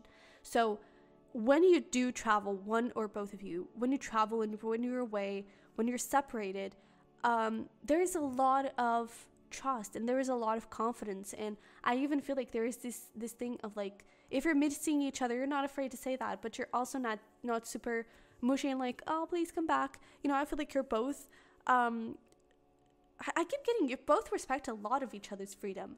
And at the same time, you're both very like open about each other's feelings. I don't think it's verbally though. I feel like it's a lot through actions. And so I feel like emotionally, that's possibly what you need too. It's not necessarily that you need to vent, that you need to talk about things. I feel like it's more about hug me, hold my hand. You know, it's more about actions and not so much about listen to me, or something like that. And I feel like that's something that you're both going to be like. So I feel like you're both very emotionally compatible too. Because again, I feel like you're not charging each other's actions or anything like that. You're also not afraid to ask for your needs. And I feel like that is going to be the biggest thing. You're not afraid to ask for your needs. But you're also very emotionally resilient. And I feel like it's not like the little things that are going to hurt you or they're going to that you're going to take personally. You know, I feel like it takes a lot for you to take it personally. You know, it has to be personal for you to take it personally. Other than that, like little things, I don't think it is going to affect either of you. And I was getting another message. I feel like when it comes, for example, to arguments, I feel like it's not super emotional and with a lot of yelling. It's like, yo, you did this wrong, fix it. You know, I feel like it's a little bit of emotionally detached, but and of course it may not be like that kind of cold, but it's like you talk about it and you ask for what you need, and the other person is like, yeah, I want this to work, so of course I'm going to do that. You know, it's like it's obvious, it's natural. It's that thing that I was picking up with the Amethyst. It just happens naturally, and there is no big drama, there is no big fight or anything like that. It's just, it happens naturally. So I'm curious to see this portion here, because this is how compatible are you when it comes to money. And money and career has been a big theme for you in this reading. So let's see where we have from when it comes to that. We have dating. Yeah, dates, romance, opportunities, quality time. And we were talking how this could start as you think that this is just career, that this is the whole purpose of this connection. And it's like, maybe this is how you start dating. It's because of career, because you have to spend more time together or something. But we also have 3 1s. So yeah, I really think you're both so supportive of each other's goals when it comes to career. And even when it comes to money, I feel like with the 3 1s, you're both going to be growing individually and together. You could actually start a business together. That is something I'm picking upon. I'm hearing that this is more when you turn 40. I'm getting that really strongly for some reason. But it doesn't have to be, of course. But I really feel like you're both really sure of where you want to go in life. You're not afraid to take risks, and you're not afraid to support each other in those risks and to go after the things that you want. So I feel like you're really going to be like, this is a beautiful energy to have in finances and career, because you're both independent. And that is the thing. It's like you're not building yourselves while in a relationship. You've already built each other, or you've already built yourselves individually. So you're both already very well off financially when you meet.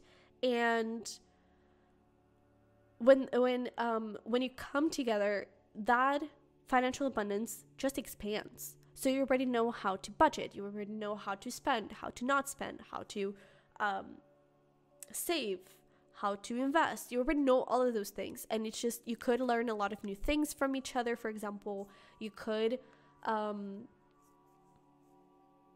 also getting one of you could be a really big bookworm when it comes to nonfiction. And I'm not sure if this is you or your person. I kind of feel like it would be more your person, but you could have a lot of talks about that. It's like, for example, maybe they're reading a financial book and they just read this really amazing chapter, and then over dinner you're like talking about it, you know, and discussing your opinions on it. And it's like you learn a lot from each other and from each other's point of views. I'm also getting something around like this person may read to you. Maybe sometimes you're really interested in something that they are reading, but you're not a really big fan of reading, so you're not going to read the book. So you're just like, all right, you're gonna read that chapter, read it to me, you know, read it out loud while you're doing your thing. And I feel like that's something that it's really going to empower the two of you and help you connect. You know, I feel like that is going to be a mutual interest. And I'm also getting something about like seminars. So you could go to a lot of seminars together on seminars, workshops, something like that, on how to deal with your money, maybe even like self-development and that kind of thing. And it's that thing. I don't think you're afraid of investing. I feel like that is a big thing. You're not afraid of investing. Yeah. So what do we have in terms of your spirituality and beliefs? How compatible are you? We have the Emperor, leader, power, action, and we have the Devil. Interesting. To be honest, I feel like at first your beliefs may clash. But then I get it. I get this Emperor has adjustment. I get this has, more than anything, I get it has respect. One of you, for example, maybe you're more of a spiritual person. Maybe you don't really believe in God or something. Or maybe you do, but you still watch these kind of readings. Maybe you're kind of open-minded or something. Maybe the other person is very like fixed on a religion, or they don't believe in anything at all. And it's like you could have different religions, for example, or you just have different beliefs of the world. But I feel like there is a big understanding of this is you and this is me. It's separate things. It doesn't have to affect the relationship. So I feel like you are and you are not compatible. You know, I feel like you're not thinking the same things. I don't think you always agree. When it comes to money, you definitely agree. When it comes to money, you're definitely on the same page. When it comes to like spirituality, religion, more like philosophy, that kind of thing, you may have really different views. But I don't think you let it affect your relationship. I feel like you have pleasant philosophical discussions. You know, I feel like you may have really like,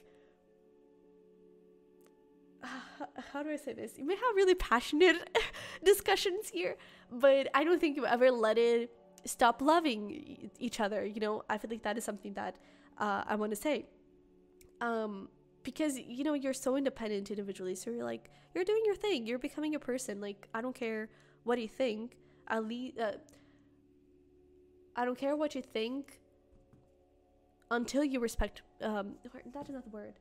I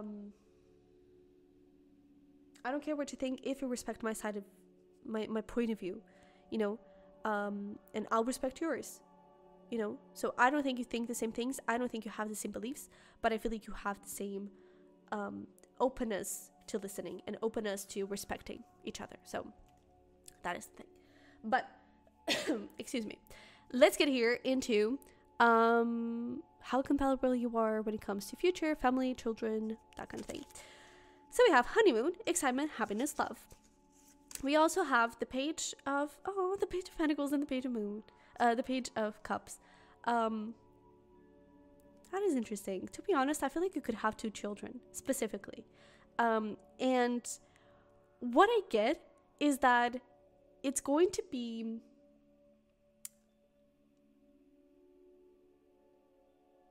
what is the word? Gosh, my brain is so slow today. It's like one of the children is going to be your desire, and this person is like, all right, let's do it. Why not? The second child, it could be that you're not really thinking about it. Maybe it's not really the right time, or you're just not thinking about it. And this person is like, I really want to have a second child. And you take a moment to think about it. Okay, let's do it. You know, it's like, I feel like you kind of push each other and you move with each other. It's nothing of the needs. It's like, I feel the need to have a child.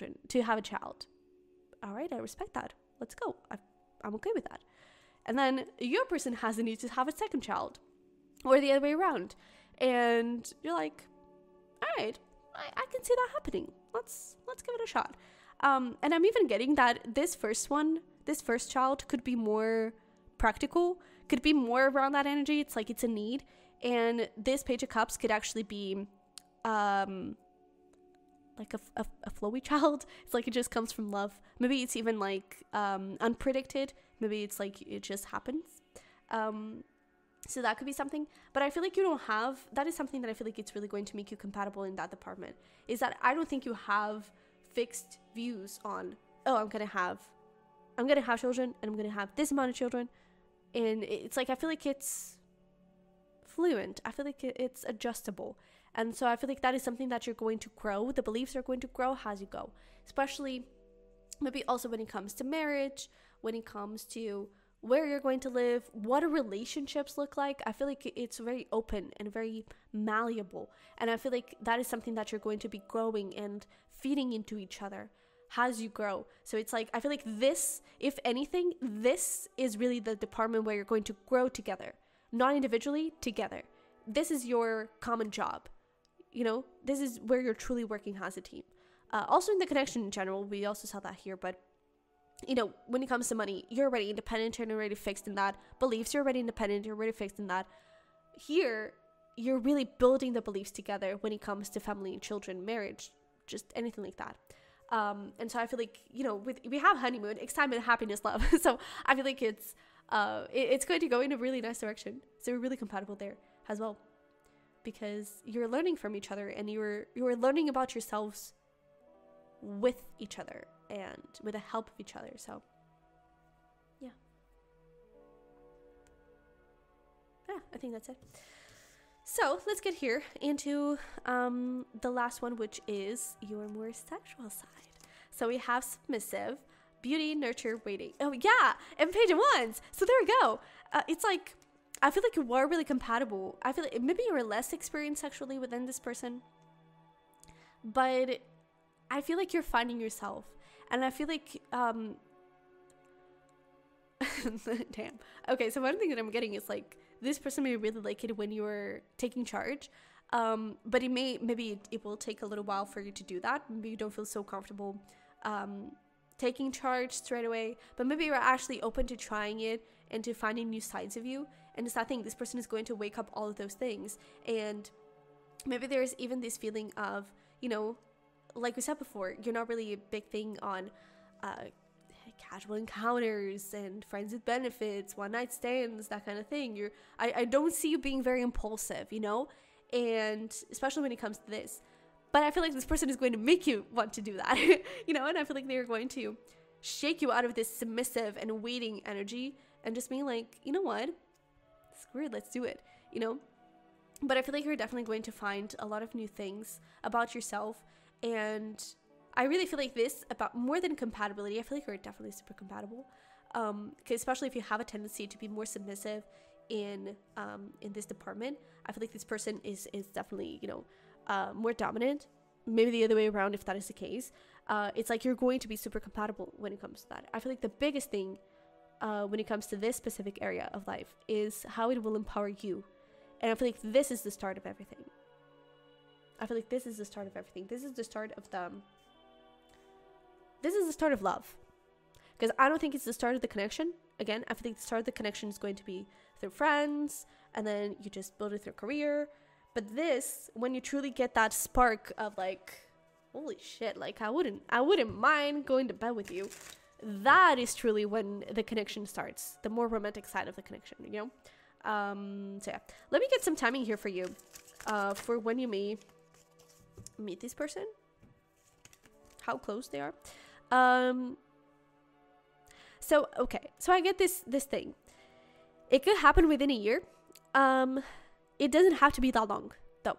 And again, we have here Queen of Cups, more Scorpio energy, so Scorpio season could be significant. But I feel like it can be faster if you open yourself up to love, because right now you're blocking it a little bit. I feel right now you're really like in this energy of fearing love and fearing connection, not necessarily fearing it, but just giving up on love and just like whatever. And I don't think you need to actively be looking for it, but it's this thing of, I believe in love. It's saying that, I believe in love. That could be enough for you to actually allow this person to come in. Because I see this Ace of Pentacles has a delay, has like, the longer you push love away, the longer this person is going to take to come in. And not to say that they are never going to come in, but it could be that it could just take a lot longer. And I feel like if you start opening yourself up, even to love from like loving your family, starting to spend more time with friends, starting to spend more time with having fun and doing things that you truly love, going towards careers that really align with your heart, I feel like that is really going to push you into believing in love, okay, and allowing this person to come in. But I definitely feel like there's a little bit of a 1 year kind of time frame here, and definitely Scorpio season, so maybe Sag season as well, new year, you know, the end of the year essentially. So let's take a look into what is going to be your biggest takeaway, where you're going to remember this connection by, what is going to be really significant for you for this connection and for also your person. So we have there's someone else, you'll hear from me, and my life is incomplete without you. Oh, that is beautiful. And for your person, we have, I want to tell you everything. I'm not sure how I feel about this. Give me a few weeks and take the lead. Yeah. So again, we were just talking before on how this person wouldn't mind it if you were a little bit more dominant. I feel like that is definitely a thing that they are going to remember you by. But I feel like that is also about who you are. Because again, this whole reading was about you being really assertive and really like clear on what you want, not lowering your standards. That is something this person loves you for. That is something, it's like your independent and free side and free self, essentially. It's truly something this person loves. It's truly something this person will know you're the one for.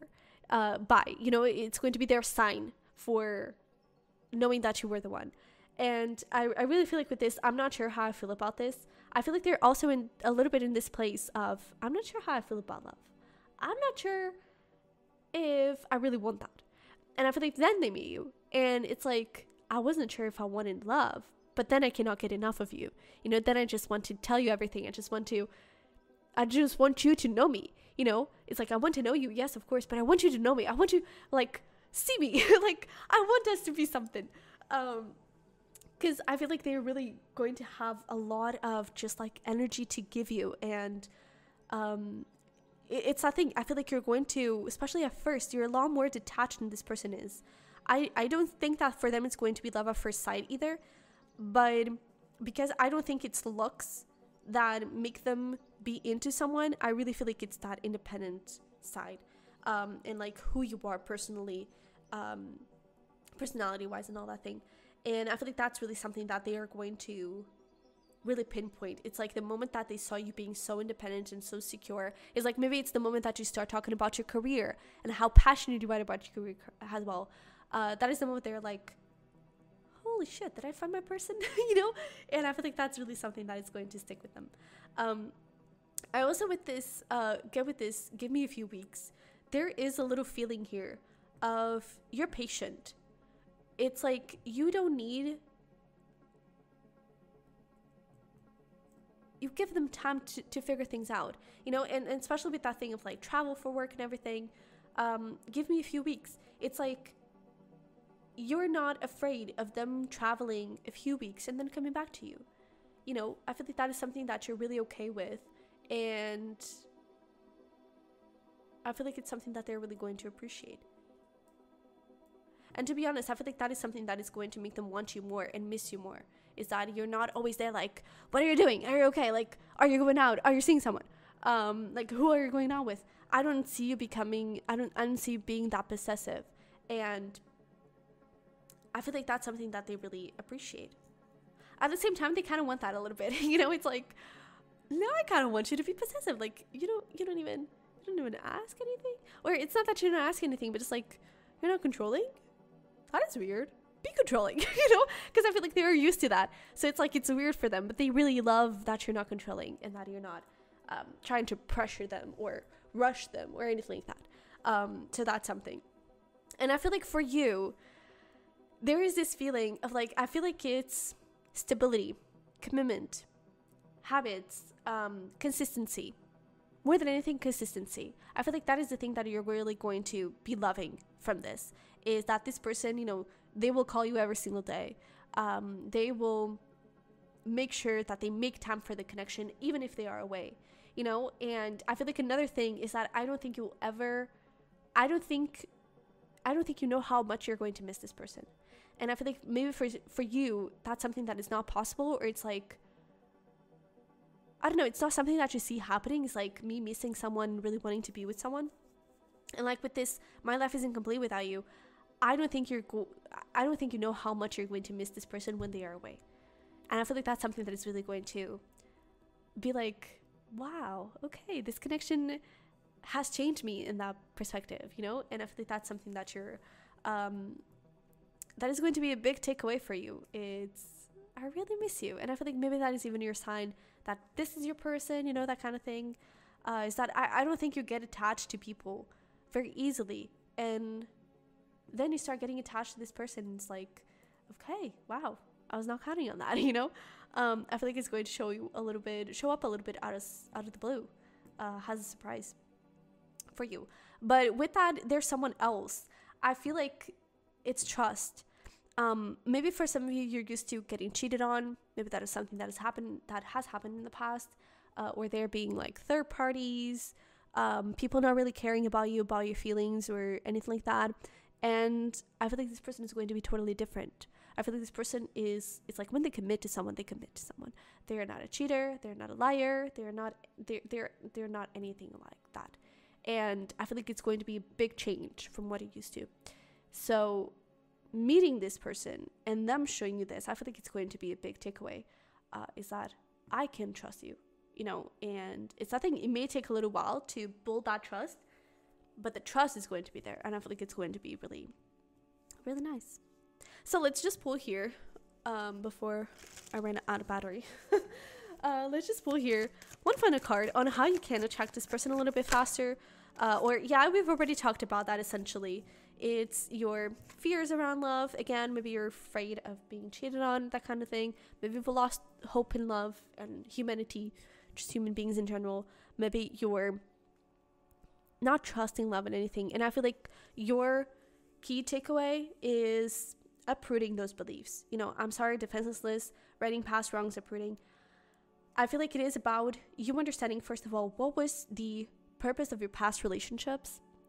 What, for example, if you were cheated on, why did that happen? What did you learn from that? You know, and don't try to make it like negative on love, because love is not trying to hurt you. Love is trying to show you how to love yourself as well. So how did this person cheating on you teach you how to love yourself? Maybe it helped you understand that you needed to have high standards and that you shouldn't settle. You know, maybe it helped you understand that you are someone that needs time to trust someone. You know, maybe it also helped you understand like red flags in people and what to look out for in the next time. It's like when love hurts you, is just trying to teach you how to love and how to find love. You know, it's giving you a little map of things to avoid and a map of things that you actually want, you know? So I feel like it would be important for you to look into your past relationships with a different perspective and a different little look into stuff, and gain hope. I really feel like that is the thing. It's like, try to have a little more hope, you know? It doesn't have to be like, imagine your whole wedding day or your whole marriage. It doesn't have to be like that, but have hope in the love that you can feel around you, because you already feel that love with your family, with your friends, in your career. And it's focusing on that love, because love is real and love is all around you. Maybe not right now in a romantic sense, but it is already around you. And I feel like for you to attract this person and allow them in and kind of break through these fears, it's really allowing yourself to see love in your life. And I feel like that is going to be the biggest thing. So my plan number twos, with that being said, this is what I have for you. I really hope it resonated and helped. If it did, don't forget to smash the like button for me and subscribe. And thank you so much for being here. Like, I can't believe you watched a whole 1 hour reading. But if you did, definitely leave me a little globe, a little map, in the comments down below to let me know that you watched this until the end and that you really enjoyed it. I'd really love to hear from you. And if you want to support me any further, my links are going to be down below for my prayer readings, my Patreon, for weekly messages. And if you forgot to tip me, that is also going to be down below through Buy Me a Coffee or through Super Thanks here on YouTube. So yeah, with that being said, thank you for being here. I love you very much. I wish you the best. And hopefully I will see you in the next one. Bye-bye. Hi there, Pawn Number 3. Welcome into your reading. So if you chose the Fuchsite with Ruby and this image, then you're definitely in the right place. We are going to just give you a little wind down in case you missed the intro. We are going to look into everything about your connection. So how will it be? We're also going to look into compatibility in 6 different areas. So how you communicate and show love to each other, how compatible you are emotionally when it comes to money, when it comes to like beliefs and spirituality and that kind of thing, when it comes to future, like getting married, children, do you want the same things? Are you compatible in that? And finally, your more sexual side. And then we're also going to look into like what the two of you kind of take from this connection. It's like if you had to describe or to really appreciate one thing, this would be the thing. This would be the thing that you would talk about for ages. So yeah, and then we're also going to finish up with just a little card of advice for you to be able to attract and connect with this future spouse a lot easier. And I was actually going to say future soulmate. So it could be that, you know, your next relationship, to be honest, I kind of really could already know this person for some of you, but your next relationship could be with this person, okay? And it is your future spouse, so great sign. But let's get right into it. So we're gonna start by taking a look into your connection. I kind of feel like there are a lot of like, especially if you already know this person, and you're gonna know if you know them or not as we go with the reading, but I feel like there's a lot of like pent up emotion that you want to express to each other and feelings that you want to reveal to each other. But yeah, so what I'm getting from this, I'm getting a big best friend vibe. And it's like before you become lovers, you're definitely going to be besties. And I feel like there's just such a fun, lighthearted connection between the two. I feel like there's a big, it's like there could be like a big understanding of each other at a deep, personal, emotional level. But I feel like more than anything, you're so fun. It's like you're the fun couple. And I feel like you could actually travel a lot together. You could always be on like adventures and everything. I also feel like you both could work out, or at least your future spouse could work out. But I'm getting a big, I don't know, healthy body kind of thing. So it doesn't have to be like working out, but maybe you move your body and eat consistently and you drink your water. I actually feel like some of you could be guilty of not drinking your water, but I feel like essentially, you know, in general, you are definitely quite healthy, I would say. And I'm also getting something like a lot of giggling, a lot of laughing. I feel like you really make each other laugh a whole lot. And I feel like you just connect so well. And I feel like it's actually going to be quite immediate. And that's why you become besties like straight away. It's like, I feel like you really have the same vibe. I feel like you could have really similar personalities. It's like you're dating yourself. And by the way, if when you look into these readings and it feels like I'm describing you, especially this pal, yes, that is it. It's like you're going to date someone exactly like you, you know? No, maybe not exactly like you, but I really feel like you're going to be so similar personality-wise. And I feel like your relationship is going to be super goofy. It's going to be super lighthearted and not serious. In the sense of like, I don't think you're going to take things personally. I feel like you're going to be able, for example, if you have arguments, I feel like you're going to be able to see things from each other's perspective. You're always like listening to each other and paying attention to each other's needs. I'm also getting for some of you, you could be, or your future spouse could be a big fan of anime. And I'm getting specifically like Dragon Ball. I'm also getting which to be honest, I'm not sure what is considered anime, or it's just a cartoon. But I'm also hearing Avatar, The Last Airbender. Like someone could, and it kind of, you know, just expresses this really, it's not childish, but it's like very childlike relationship that the two of you are gonna have. It's like it's very, your inner child feels really safe with each other, and I feel like that's why. And maybe, you know, with that whole thing of child like spirit and anime and cartoons and that kind of thing, it could be that you already know this person from your childhood or something like that. Maybe also check out pile number 1, by the way, just a little spoiler. But if you felt drawn to pile number 1, maybe that is your sign. But I definitely feel like your inner child feel really safe.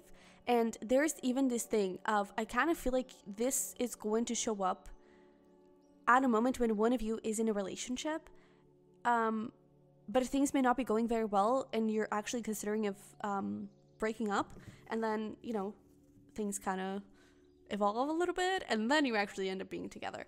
But I definitely feel like there could be something around that. It's like, because I feel like this heaviness, it's like someone is being constricted, someone is being tied down for some reason, and I feel like this relationship is really going to break the two of you free. It's really going to make you feel peaceful and, more than anything, excited. I feel like you're going to start seeing life for the goodness that it is, you know, and not so focused on the things that go wrong or anything like that. Maybe there's also something about like you thinking that you're not lovable and you're full of flaws, and I feel like this person is going to come in and really like show to you like, hey, no, you are flawed, because we are all flawed, but that is what makes you perfect, and that's what makes you perfect to me. And I feel like that is just, you could actually give a lot of compliments to each other, and you could actually banter a lot. There is this feeling, but it's like, it's a friendly banter. It's just, I feel like you're always kind of pushing each other and just, again, being really goofy, and at the same time, it's like you're complimenting each other a lot, and just showing each other that love. But I also feel like you're going to come into each other's lives and kind of like, I don't know, shift your whole world upside down, and in the most possible positive way. There's also something about like career. I'm not sure if you meet this person through career, could be, or through like school or something, especially if this is like a childhood friend. But there is this feeling of like, I don't know if this is you or your future spouse. I kind of feel like it's you, and I kind of feel like it's one of you. So just take it however resonates. But I get this feeling of like someone here has a really deep desire to do something with their career that could be a little bit out there. And I'm getting specifically something creative, something around art, more than, you know, just creative in general, art specifically. But of course it could be anything, but there is this feeling of like doing something that maybe it's a little bit out of your world, out of the world that you were born in. So maybe out of your religion, or out of just what is expected of you from your family. And I feel like this person or you there's this feeling of like there's someone that is struggling with that, right, and has a really deep desire that I even feel like it's repressed, and maybe they don't really acknowledge it, and they don't really listen to it, so they are not aware of it. And then the other person is going to come through. I feel like they have a really stable job and career. They're really happy about it. They're like, maybe it's even someone that I'm even getting that it's someone in science, and it's like they knew from like a very, very young age that they would be that, you know, I've always wanted to be this, and I'm beyond happy that I'm doing this. And I kind of feel like this person is going to, maybe there's even a thing of like providing while the other person is pursuing their dream, if the person chooses to pursue their dream, of course. But there is this feeling of like the other person is going to really support this transformation and support that dream, and kind of even challenge and push a little bit, because I feel like whoever is repressing that, they're convinced that that is not doable, that is not for me, that is not going to happen. Like, I don't know, it's like I'm not the person to make that happen, when in fact they are. So I mean, if this is you, this is your message, but this is like a heads up and a wake up call for you from your guides. But there is this feeling of like the one with a more stable career and they're really happy. I feel like there's this really big like, come on, you've got this, and it's like you're so talented, and you know, there's this really like, go. And they may even, I'm even getting a little bit of this thing of like, they may send your book. It's like you wrote a book and you're kind of scared, I don't know if I should publish it, I don't know, and they kind of just send your book and they're like, you're gonna do this. You know, maybe they sign you up for an audition, they send a few of your paintings to a gallery, something like that. It's like they not force you, but it's like they push you into being the person you want to be. And I feel like there is a very big welcoming energy for you to be that person. It's again that inner child. I feel like you're I'm even getting, you're the most authentic when you're with each other. Because I feel like there's no restrictions, no judgments, no hesitations. It's just the two of you, and I feel like you're really safe to be each other. I'm also getting something about like space buns. So maybe you or this person would really love to wear space buns. And I'm also getting something about like your head is always in the cloud, and it's like I feel like you're kind of opposites and extremes, but at the same time really connected, and you're really good match. And so one of you, again, maybe one of you is very dreamy, very creative, very emotional as well. I'm getting very strong Pisces energy, and very, I don't know, very, you know, in the world, look at the possibilities, you know, but at the same time, they kind of, the Pisces is the ruler of the 12th house of the subconscious mind. So there could be a lot of limiting beliefs for that person as well. And they could struggle to see their potential. But I feel like one of you is that dreamy and very, you know, space buns, head in space, and I don't know, just very, not aloof. I don't think aloof is the right word, but very just like, wow, you know. And I feel like the other person, on the other hand, is very grounded. And so I feel like there is this really good match. It's like you balance each other. Maybe even a Pisces Virgo, that could be something. But I'm definitely getting more of a earthy sign. But Virgo, Taurus, Capricorn. But it doesn't have to be though. But I really get this feeling. It's like the other person is a lot more stable, grounded. It's that thing. They've known their career path for all their life. That could be their north node. You know, they could have a north node in their in an earth sign. But I feel like there is this thing of like them being a lot more rational. I also feel like they're not so, I feel like they have a really good control over their emotions. That's something.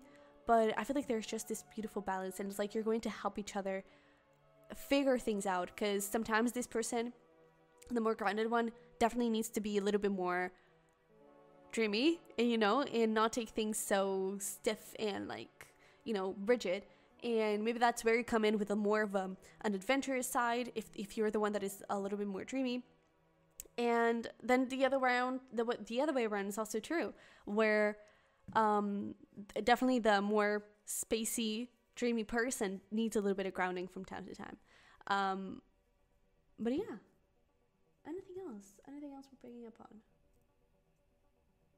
on? I'm also getting something like you could, both or just one of you, could post a lot of the relationship on social media, or at least you take a lot of photos together. I feel like there is this strong sense of like just wanting to record moments, you know, and especially if you do travel a lot, there is this feeling of I just want us to remember that we were here and we were here together. And I definitely feel like you don't necessarily have to post it online, but there is this really big energy of taking a lot of photos together, because you really enjoy taking those photos together and really love seeing your progress. And I even feel like you have all of your photos from when you were like little kids, or from the first day that you've met or something. And it's like, it's a fun comparison to see like, this was us. And even on like how you take the photos, because maybe in the first photos you were kind of like keeping your distance, your physical distance, and just like, yeah, we're just buddies. And then on your photos, I'm even getting like your wedding day photos. There's something really relevant and big around your wedding day photos, if you just get married, of course. But it's like, then you look at your more recent photos when you're actually together, and it's so different. It's like I feel like it's a little bit like the picture of your pal. You really start to take more goofy photos and just have fun with them, and you're just like really enjoying the moment and you're not afraid of that physical contact. Is now we're officially not buddies, or not just buddies. And yeah, I also feel like there's something about like sleepovers. You could move in together really early on. That could also be something. Anything else? I don't think so. And also like family trips. You could go to with each other's family to vacations very early on as well on the relationship. I'm also getting that. All right, so I think that's it from the photo and the energy that I'm picking up on. So let's get here a couple more oracle cards. Oh, well, we have a lot. A couple more oracle cards, and then we'll also pull some tarot for us to get some more information around your relationship. So we have over here life purpose. Wow, what did I tell you? Dreams. This is incredible. So there we go. I really feel like there is someone that, even though they are really dreamy, even though they are so spiritual and they could have amazing psychic abilities as well, really big intuition, I feel like there is a side here, a life purpose, that I do feel like it's related with career. Not all life purposes are career related, but I feel like in this case, for this pal, it is. And I feel like there is someone here that has a really deep desire for a career, and it's really repressed or really blocked and constrained because of limiting beliefs or other people's expectations, something like that. And I feel like when, especially when you move in together, where you don't really have that thing of fulfilling other people's expectations, I feel like you feel freer to be who you want to be and to be yourselves. And I feel like the more dreamy person kind of lets go, and maybe even they start to dream of that career, and they start to open up to those gifts. They start opening up to this life purpose, to this, which I do feel like it's something artistic. And maybe it's related with anime, who knows? But I'm definitely getting this feeling of this relationship is going to have a lot of impact on your life purpose. And I keep getting that it's you that has the more dreamy side, and I don't know, that has like a dream that you're not really listening to or something like that. And I feel like this person is definitely going to open you up for that. I just saw 22, so pay attention to 22. That could be your sign that this relationship is close, that you're manifesting it.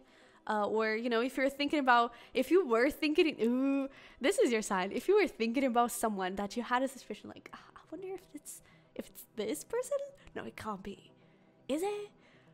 22. That is your sign that it was. Okay? So, just saying. If you were thinking about someone, this is definitely that person, okay? But I definitely feel like there's going to be a lot of roots being created here. So you could have, like, I'm actually getting, for some of you could have a really big family. Either like creating a big family, or you just literally have come from a very big family. And I feel like there's always going to be constant support from your family and friends, especially from your family. I'm even getting, like, if at some point you choose to have children, it's like your family is always around and it's always there to help you, anything you need. Like, do you need to go on a date and do you need us to take care of the kids? We're gonna do that, you know. I feel like it's going to be really welcoming and like, just let us do it, honey. Just go, be free, you know. So there's something around that. All right, so we also have tall order. We have, holy shit, so we have opposites attract. There we go. I really feel like, so again, you could literally be sister signs. So I'm getting a strong water earthy energy. So this would be Cancer, Capricorn, Pisces, Virgo, and Scorpio, Taurus. But of course, it could be any combination of those. But if it is sister signs, it would be those 3 pairs that I've mentioned. But I definitely feel like it's like you're so different, but it mashed so well together, you know? And I feel like it's a little bit, I actually don't like coffee, but I would say it's a little bit like coffee and milk, you know? Very different, but very good together, I think. I don't really know. But I just feel like you really, and I feel like because you're so different, it's like you get you're able to give each other's different perspectives and to really grow spiritually because of it. We also have love takes time, so I definitely feel like there is this feeling of this relationship is going to build up slowly. Again, you're going to become best friends more than anything before you actually get into this point of, oh my god, I have feelings for you, you know? Maybe you're already in this place, maybe this is something that is happening in the future, but I definitely feel like it's going to grow slow, it's going to build slow, and I don't know, I'm getting that it's going to go slow in general, so it's going to take a very long time, you know, and especially this being your future spouse, it's like, it doesn't matter how long you've been together. I feel like this is a relationship for you to be together, like, till the end of time, and I feel like it doesn't matter how long you've been together, there's always going to be this feeling of welcomeness, and it's like, I feel like you're always going to be getting to know a different side of yourselves, you know, it's like you're always getting to know each other, and I feel like that is really going to be beautiful. With this tall order, I am getting something. I'm also with the opposites attraction. The tall orders, like one of you could be really tall and the other really small, really short. That could be something. But with this tall order, I really get this feeling of potential. It's like you're unlocking each other's potential and really becoming the best version that you can be, and breaking free from limitations, just becoming who you want to be. No constraints, just following your dreams. And we have dreams again. So yeah, definitely dreams are going to be significant. Maybe you'll dream a lot of this person before you get to know them. Maybe you'll, especially with past life relationship, you have known each other before. Maybe this is also your sign that, you already know this person. But this being a past life relationship, it could be that your dreams show you, like, right before you meet them, you could see them in your dreams. Even when you're already, like, best friends and you're already doing your thing. It could be that you dream a lot about each other, and you could actually communicate a lot telepathically. So even if you have, it could, I would even say, especially when it's getting into that phase of, like, this is starting to feel a little bit more than just a friendship. I think I'm starting to catch feelings. You could imagine yourself kissing this person a lot, either daydreaming or literally dreaming. And I feel like it's going to be a sign that, this relationship is ready to evolve to something else. And I'm also getting, you could have a lot of, like, wet dreams with this person. So that's definitely something. But I feel like with these dreams, there's also this feeling of this person is everything you've always wanted. This person is exactly what you're looking for. And they're going to check all of your boxes. And I'm even getting that for some time, especially if this is from childhood, if it is more of a recent friendship, I don't think it's going to be that much. I feel like it's going, if it is more of a recent friendship, I feel like it's going to be that thing of you may get to know each other when one of you is still in a relationship and thinking of leaving it, something like that. If this is a childhood friendship, I definitely feel like there could be this thing of, like, you date a lot of people, or you go on a lot of dates, even if it's not official.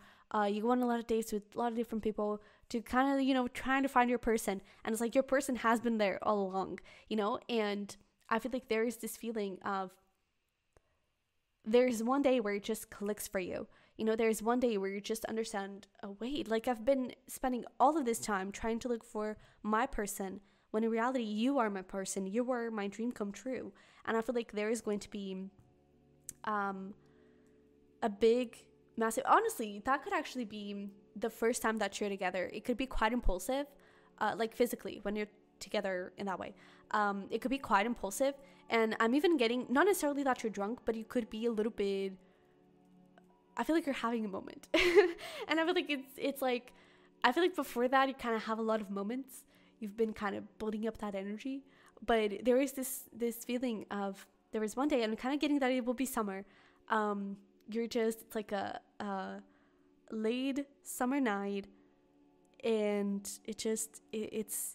I'm really getting this feeling. It's like, it's kind of hot, but there is a breeze, so it's really nice to be outside. It's not freezing, but it's not super hot. It feels really good. You could having, like, deep conversations, maybe even about these dreams or something like that. You're really connecting with each other on a deep level, and it's like there's this moment. I'm also getting fireworks, but I don't know if that is just talking about your like the sparks that are going to exist between the two of you in that moment, or if it is literally fireworks. So maybe it's actually interesting because I was picking up on July, and isn't it a big holiday like the 4th of July in the States? So if that resonates, take it. But it could just be, you know, fireworks in the sense of sparks flying between the two of you, and there is going to be this really like it's a big moment, and that could be like your first kiss. And I feel like that is a moment where everything changes, and you could actually be intimate in that night. And I feel like it's just going to be magical, to be honest, and I feel like you're gonna love it. Okay, so I love these readings. All right, let's get here into your tarot to get a little bit more information on how the relationship will be. So what can you tell us? So we have the Tower, Scorpio energy coming through. We also have the Emperor with Aries.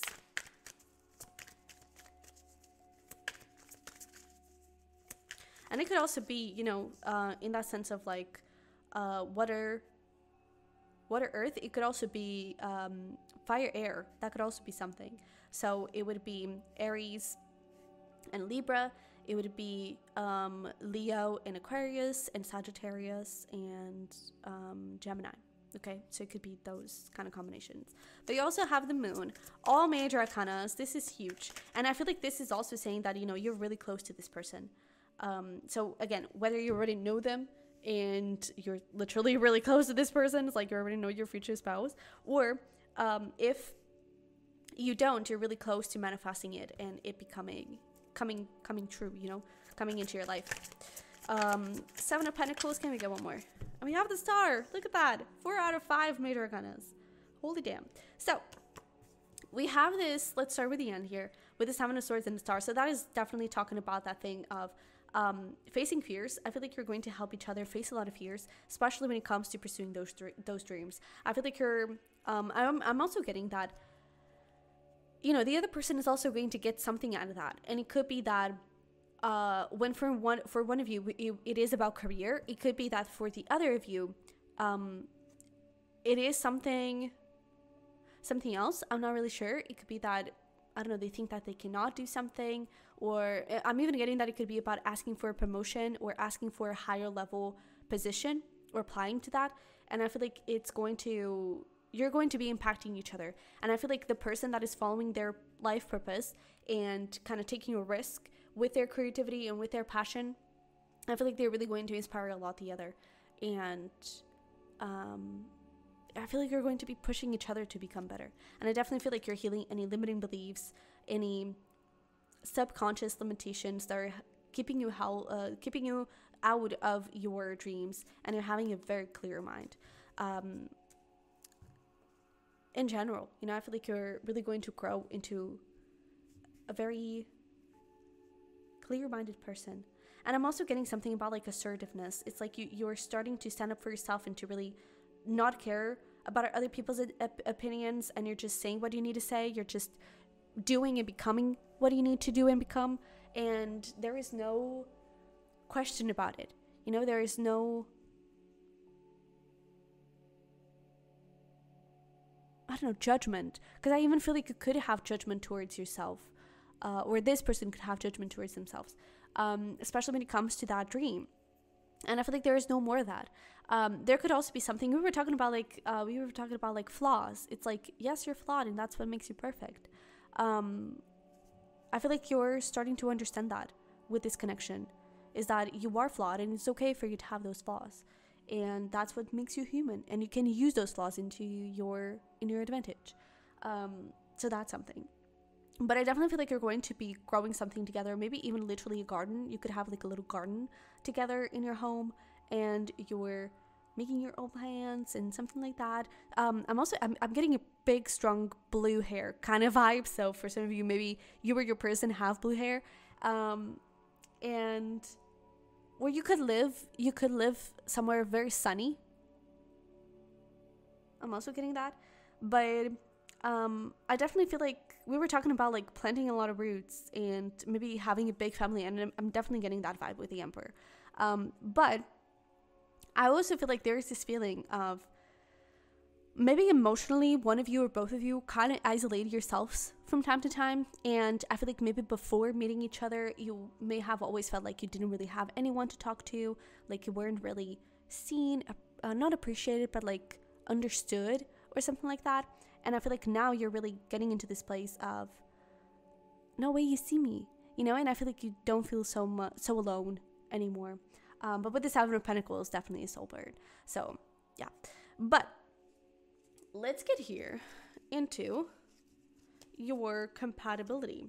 So we have a tarot card and an oracle card for each of the areas. So let's get started here with the, you know, relationship portion, how you show love and how compatible you are in understanding each other's needs and everything.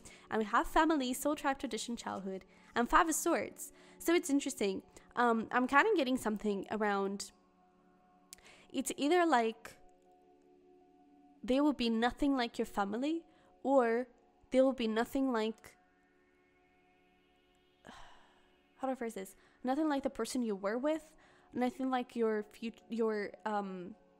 previous partners, something like that. Because I feel like for some of you, it is definitely like a family member or family in general that is not very good for you and kind of keeps you tied down. And I feel like this person is going to help you break free and to help you kind of see your potential. And I feel like they're really going to help you with that. I'm also getting something around, and if it's like that thing of, you know, you were in a relationship when you met this person and then you were getting out, that could have been a very toxic relationship. And maybe it's just talking about previous relationships in general, but I feel like this person is going to be super different from that. I'm also getting something around, sometimes, I'm not sure if it's you or your person, I would say the one that is more like earthy, grounded, responsible, that kind of thing. There could be a big thing around, like with this tradition, like structure and following through with what is not necessarily expected, but maybe that is also where you kind of help break free each other. Because I feel like this person could have really strong, I feel like it's this person, but whoever is more grounded, I'm just gonna say this person because it's just easier. But I would say this person could have really solid, straight beliefs of, this is how a relationship looks like, this is how marriage looks like, this is da-da-da-da-da. And maybe there's even something around like providing. Maybe they have this strong thing of, maybe they're a male, for example, and they have this strong thing of like, no, I'm the provider, right? Or maybe they're a woman and they have this thing of, no, I'm supposed to be at home, you know? And maybe that's not even something that they desire. Maybe that's not even something that they truly believe in, but it's just expected of them, right? And so I feel like that could sometimes create a little bit of conflict, because I feel like you as a couple could want to go somewhere else in a different direction, and maybe this person kind of listens a little bit to their family and to, again, what is expected of them. I'm even getting something, not necessarily that you're going to have children really soon, it could be like really early on in the connection, and it could be, there could be this pressure of like getting married or something, or it's like you move in together. We are actually, I think it was you that we were having this energy of like you could move in together really soon, or really like early on in the relationship, and maybe there was or will be like this thing from a family member or something that it's like, oh, you're moving in together and you're not married? What is going on there? You know, there could be a little bit of that vibe. It's like tradition, and that could sometimes cause some conflict, because maybe it also comes from religion itself, and we're going to look at how compatible you are when it comes to beliefs and religion, that kind of thing. But especially with opposites attract, it could be that one of you, it's really Catholic and that kind of thing. So there is like this sequence of things that you should do, and the other one, it doesn't really follow any religion. There's no big attachment to anything. It's just like, I'm gonna do what feels right. And I feel like sometimes that can be a little bit lost, because I feel like the traditional person has a little bit of trouble separating themselves from that and really understanding what they actually want. So I feel like sometimes there could be some pressure from family. I'm getting that a little bit, which could affect the relationship in some way. It could be that, you know, sometimes the family member talks bad a little bit about the partner, and it doesn't really make them feel good. And then because they're not feeling good, they kind of, it's not that they lash out on you, but they could retreat a little bit. They could isolate themselves, and then the other person thinks that they did something wrong, and they actually didn't, you know. It was just that family member that was doing stuff on that other person. But I feel like there's definitely that thing. It's like, just like the thing with career, when you kind of move out and you distance yourself from that energy, you are allowed to pursue that career and you feel a lot freer. I feel like that also kind of happens when for this situation, you know, whoever is more traditional, I feel like that also happens in that aspect. Maybe that's how you kind of help each other to heal and to grow and to have different ways of dealing with life. But when it comes to the connection itself and how compatible you are and like showing love and everything, I feel like I feel like sometimes, and that okay, I feel like you have needs that you don't know you have, and at first it could cause some conflict because you don't know how you have those needs, and that person is not respecting those needs. But when you actually figure out that, oh, this is actually something important to me, you ask for it, and I feel like that person is going to be totally like open to giving it to you. I just feel like you don't really know the needs that you have, right? And I'm also getting something around, especially if one of you comes from a toxic relationship, or toxic relationships in the past in general. There could also be, you know, the healthy relationship after a toxic one is the hardest, because you're used to certain toxic things and you're expecting stuff and you're wounded and all those things.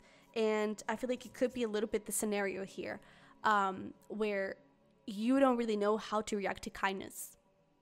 That could be something. And it's like you're expecting to see bad signs, and then you don't pay enough attention to good signs, something like that. And I feel like that is going to be something like a challenge for you to kind of go through, I would say. But I feel like there's going to be a lot of patience for each other. And again, I feel like there's going to be this thing of, once you figure out what your needs actually are, you're able to communicate them and you're able to move forward and to say, hey, this is what I need. Okay, great, let's get into it. You know, I feel like there's going to be a little bit of that here. Yeah, so let's take a look here into how compatible you are emotionally. So we have honesty, truth, answers, communication, and we have the Chariot. Yeah, so I feel like there's going to be a lot of trust between the two of you. I feel like emotionally there is this strong feeling of, I can rely on you, I can open up to you. And we were kind of seeing that here, right? It's like maybe there is a tendency to kind of block out communication a little bit, and it's like, I'm gonna go my way, you don't have to worry about me. And I feel like this relationship kind of helps the two of you to open up more and to express your emotional needs more and to be more kind to yourselves as well. I'm getting that. I feel like this is a pile where both of you could be kind of hard on yourselves, and I feel like the relationship is going to help to kind of lighten up. And I'm even getting something around like, and that it's usually something that happens, where it's like the things that you admire in the other person are things that you actually have in yourself and that you should admire in yourself. But maybe you kind of overlook them a little bit. And I feel like this relationship is going to help you wake you up to that. It's like, oh, I really love how ambitious and determined this person is.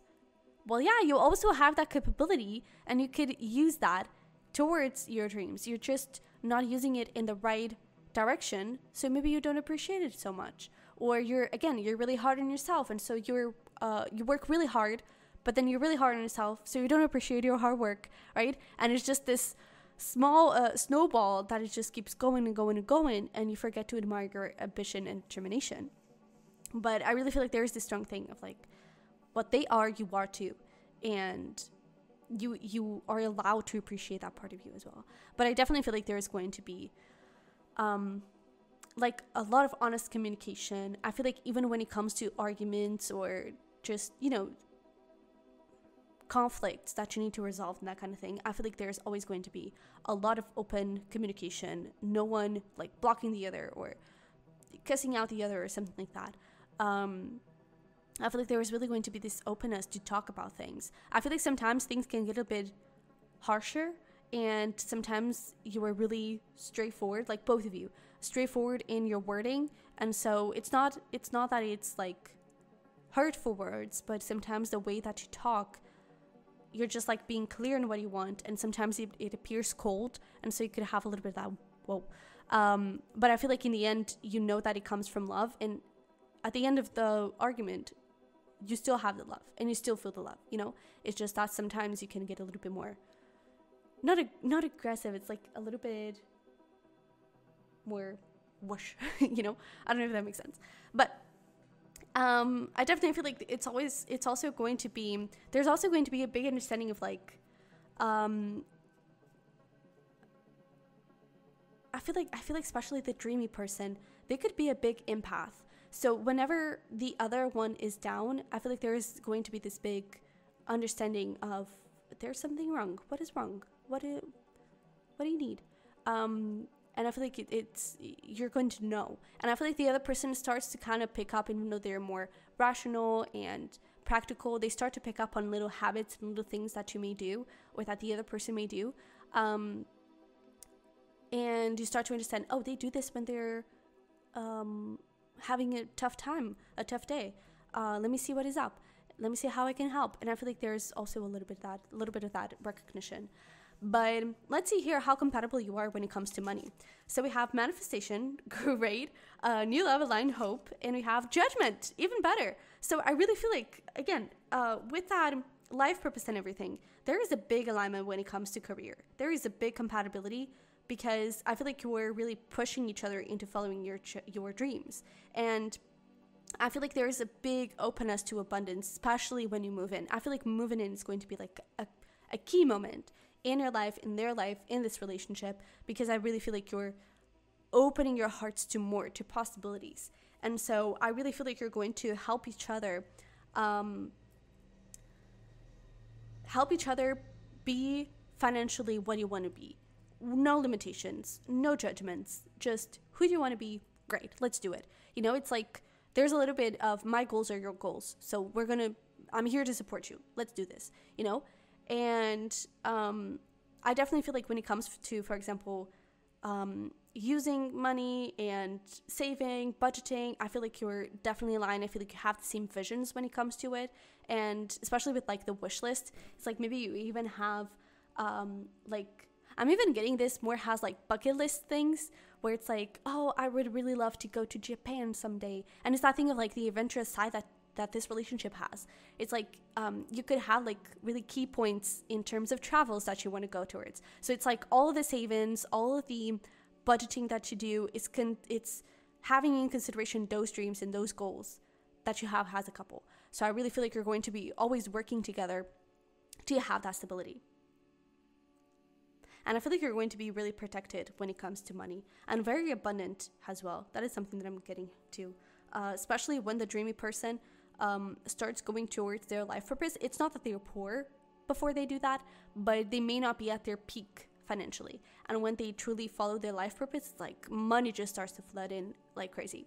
But yeah, so let's take a look into the portion of belief, spirituality, religion, that kind of thing. We have past life, magnetic deja vu, familiarity, and Knight of Cups. Oh, that's beautiful. So I actually feel like you do kind of have the same beliefs. I feel like there is this feeling. Okay, so there are a couple of things. I feel like there is a little bit of a conflict. I don't think it's in the relationship, it's within you.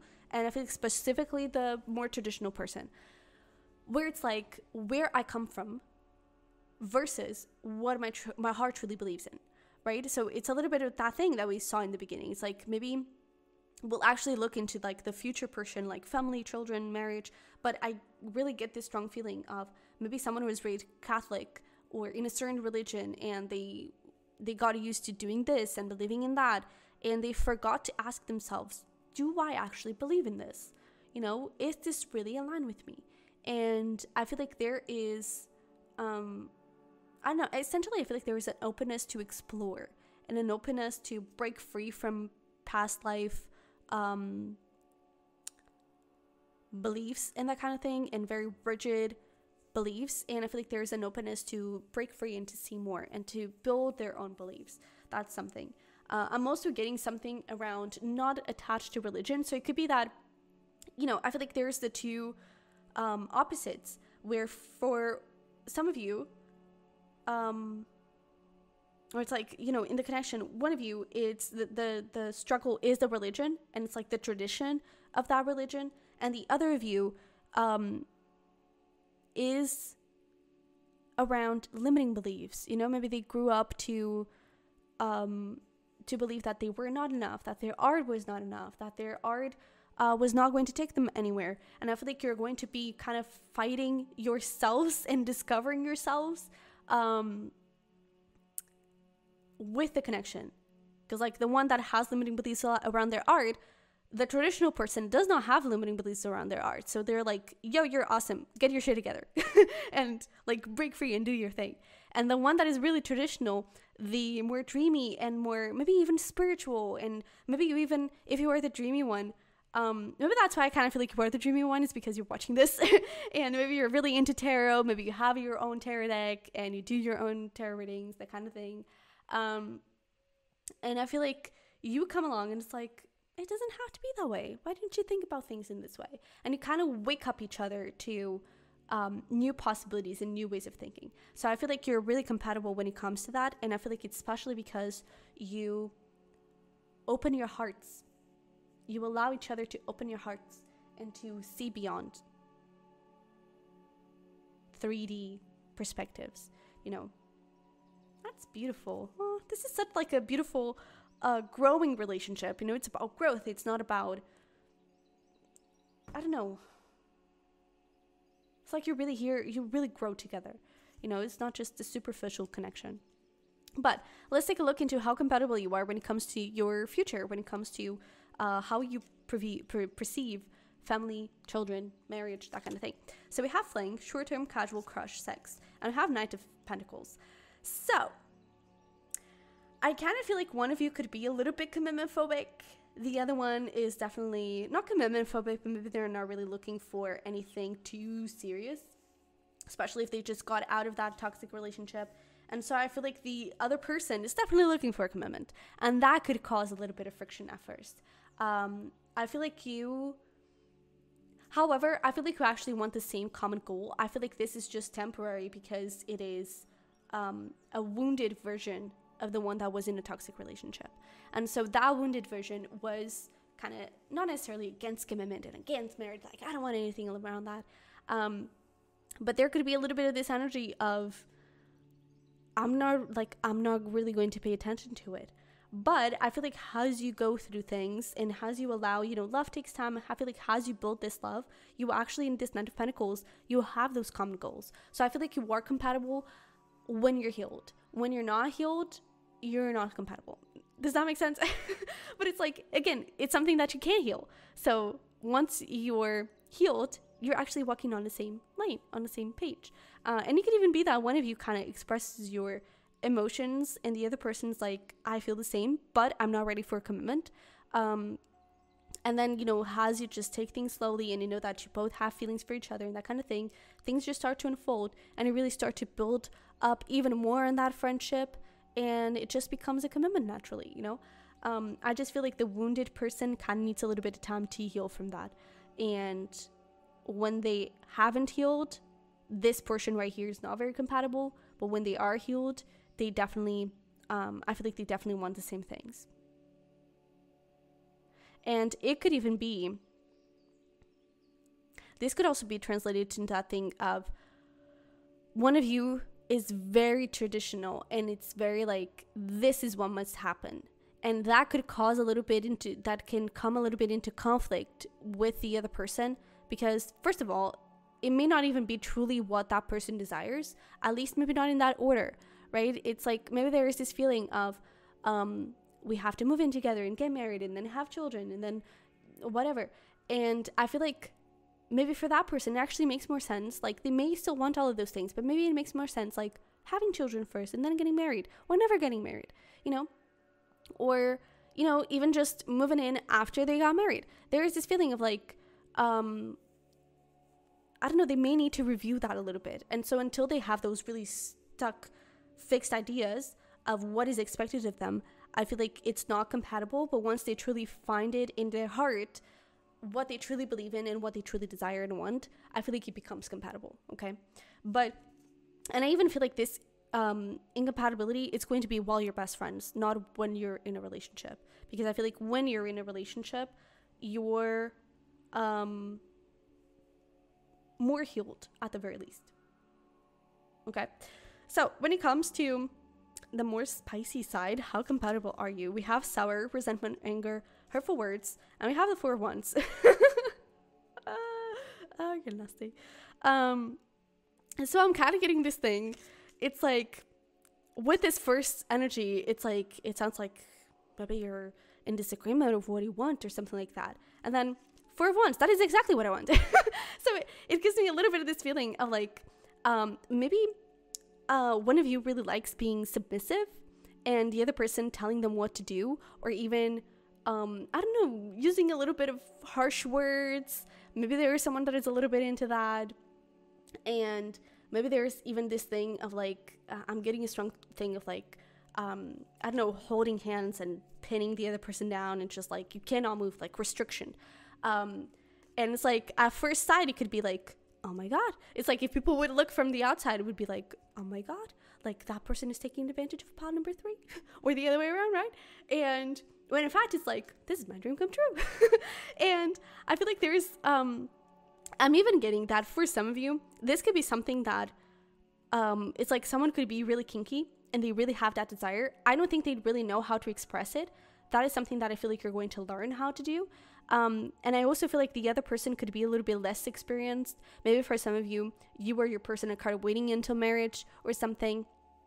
And it's something that they don't really know about, or they don't really know about themselves. And so at first there could be this thing of like, oh my God, you like that? What? Really? You know, it kind of shows up as a shock. But then I feel like there's openness to try it out and there's openness and trust to try it out and to be open to it and to just figure out what is happening there and how do I do that. And I feel like once you try it out, you actually understand, oh, you know what? I actually like that feeling. I actually like how we go about things. And so I feel like what can be a shock to yourselves turns out to be a dream come true. I feel like there's also this thing of like, what could be a shock to other people, and that thing of like expectations and all that. It's like, it's your dream come true.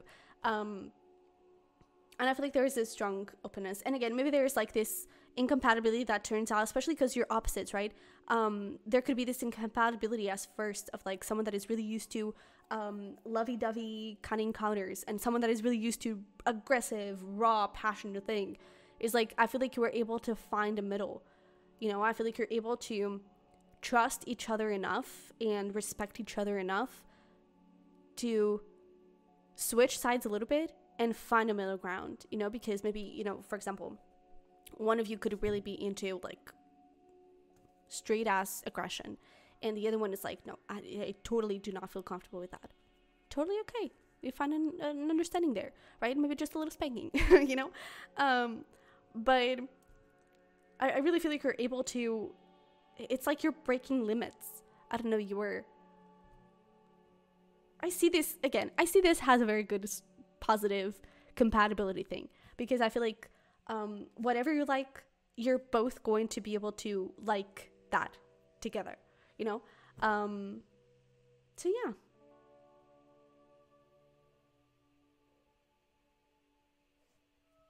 And I feel like the biggest thing that is going to leave you not so satisfied in this department would be not knowing how to ask for what you want, okay? So if that is you, that I feel like that would definitely be something for you to look into. It's like, first of all, what do you actually want? What do you actually desire? And what makes you feel good? Maybe you need to explore that a little bit if your religion or, you know, spirituality allows you to. If not, I feel like there's going to be, again, this learning experience of like, what do I desire? What do I want? What do I like?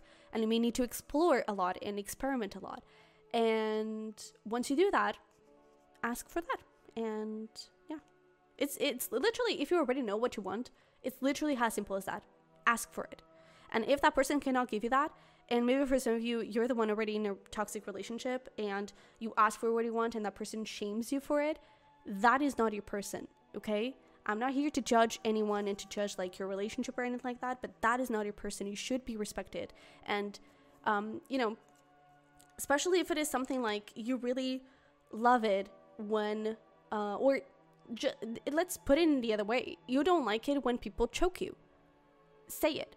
And if that person is like, oh, shut up, you love it, that is not your person, okay?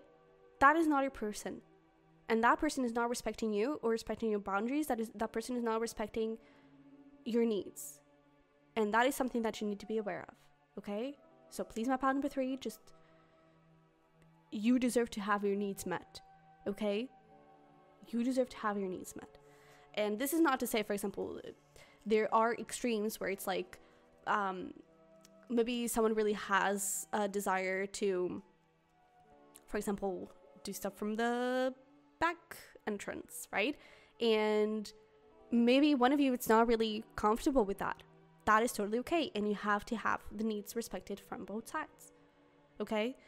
Just if you're going through something like that, just know that you deserve to have your needs met. You deserve to be comfortable, okay? It's not supposed to be painful. It's not supposed to be scary. It's supposed to be a hell lot of fun and very lighthearted experience, okay? So just a heads up. But with that being said, a little bit of awareness here. But with that being said, let's get into our sort of last portion of the reading before we get into your advice.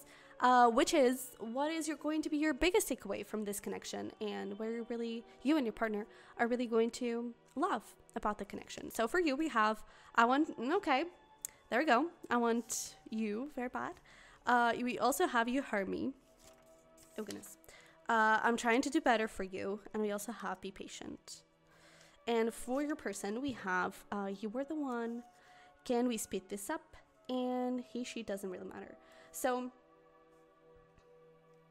this is interesting. I feel like the biggest takeaway, okay, so you could be the one that is maybe a little bit less experienced, or again, you were used to not having your needs met or something like that. And I feel like this person is, it's like, I feel like one of the things that is going to be your biggest takeaway is how patient this person is for you to explore yourself and for you to have your like boundaries. Maybe you're waiting until marriage and this person's like, dude, you're the one. I don't care. It's like, we're going to do it either way. Totally fine. But I feel like there is something here around, I'm getting very like from one side and from the other, but from this person, he, she doesn't really matter. I'm getting this feeling, it's like something you may say.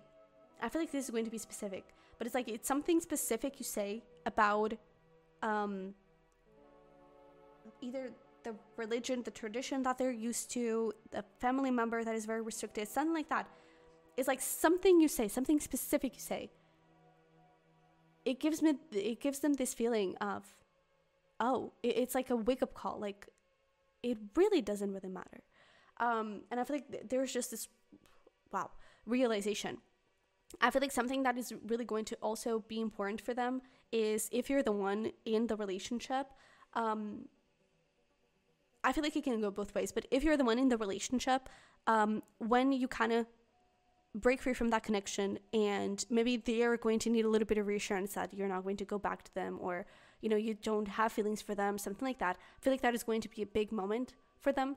But I feel like also if it is reversed, like when they get out of that connection, if they're the one in one, I feel like it's going to be this big relief, and it's like, I'm glad you're not them. I'm glad you were so different. And I feel like it could even be in that moment that they know that you're the one, something like that. But I definitely feel like there's something here around, if you're the one a little less experienced, I feel like they're really proud of you and how fast you learn. Just saying. But they could also be really into like praise, or you could be into praise. Maybe you're both into praise. And it's like, I don't know, maybe they really love complimenting you, like, I don't know, I'm getting like that thing of like good girl or something like that, or you learn fast, something like that. I feel like they could be a little bit into it. To be honest, I feel like they're going to have a blast when it comes to your sexual lives. And I really feel like they're going to love it. But I feel like there's a big sexual exploration here, which is beautiful. Definitely check out my first ever video around the future spouse series, which is about like, you know, your intimate moments with your future spouse. I feel like you're going to have a lot of interesting things to hear. But I feel like one of the biggest takeaways that you take from this connection too is those more intimate moments, especially with that card over there, which I'm going to disclose a little bit again in case you didn't see it. But I feel like there's definitely this feeling of, I feel like you do have some wounds around love, and I feel like one of your biggest takeaways is going to be on how patient this person is for you to heal those wounds and for you to move forward and move on from people that hurt you, you know, and not allowing you to be an obstacle in this connection, you know.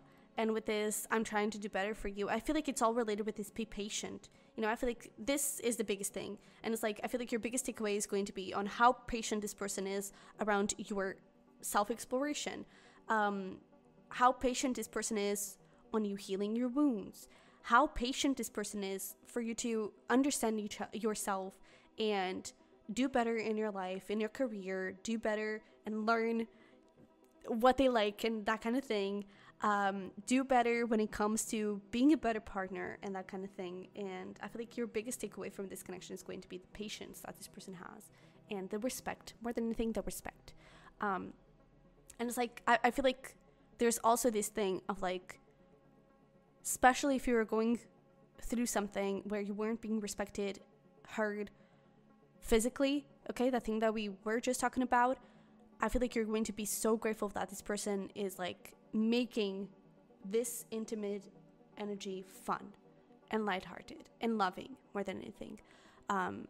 So yeah, let's see here. I've been doing this where it's like how close you were to this person, some time frame here. Okay, ooh, so we have the 8 of Wands. I do feel like this could already be, I feel like we're already around them. We do also have the 6 of Pentacles. This would be like 6 years. So maybe 6 years backwards or to the front could be significant, where it's like you've known this person for 6 years.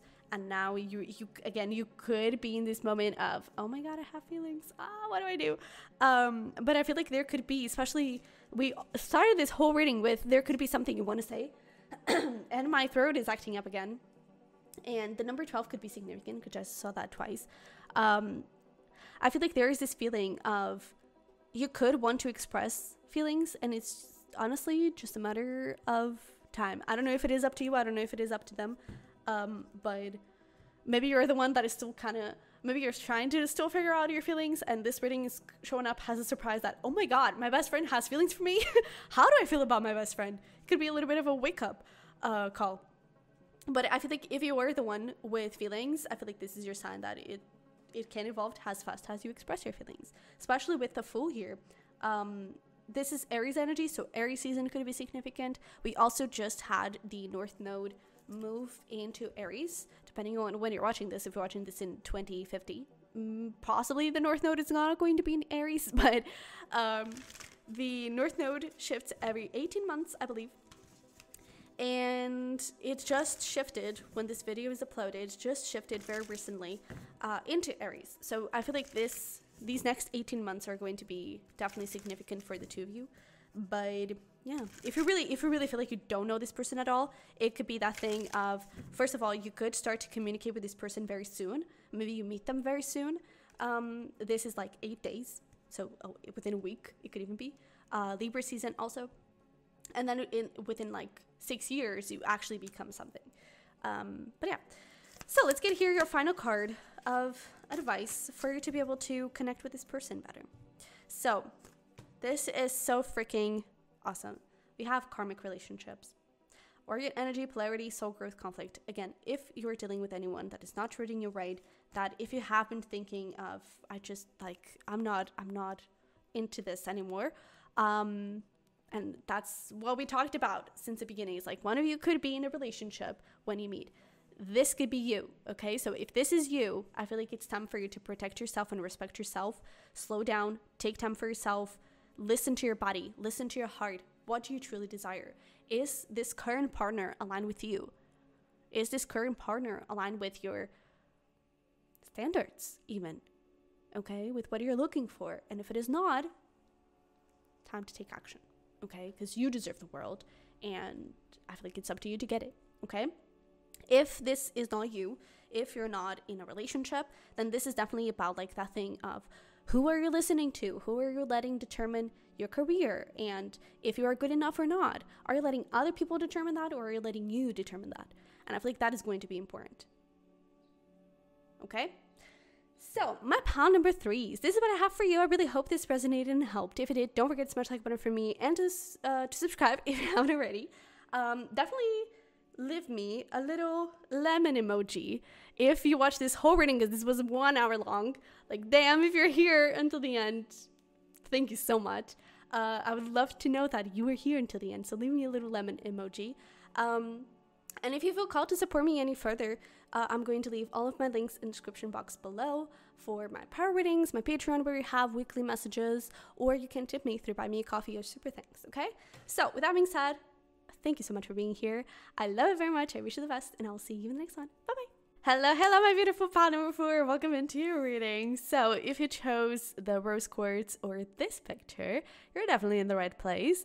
And in case you missed the intro and just, went straight into what you were looking for, I'm just going to tell you a little bit what we're going to look at. So we are going to look into that picture. It's going to be the energy of your connection with your future spouse.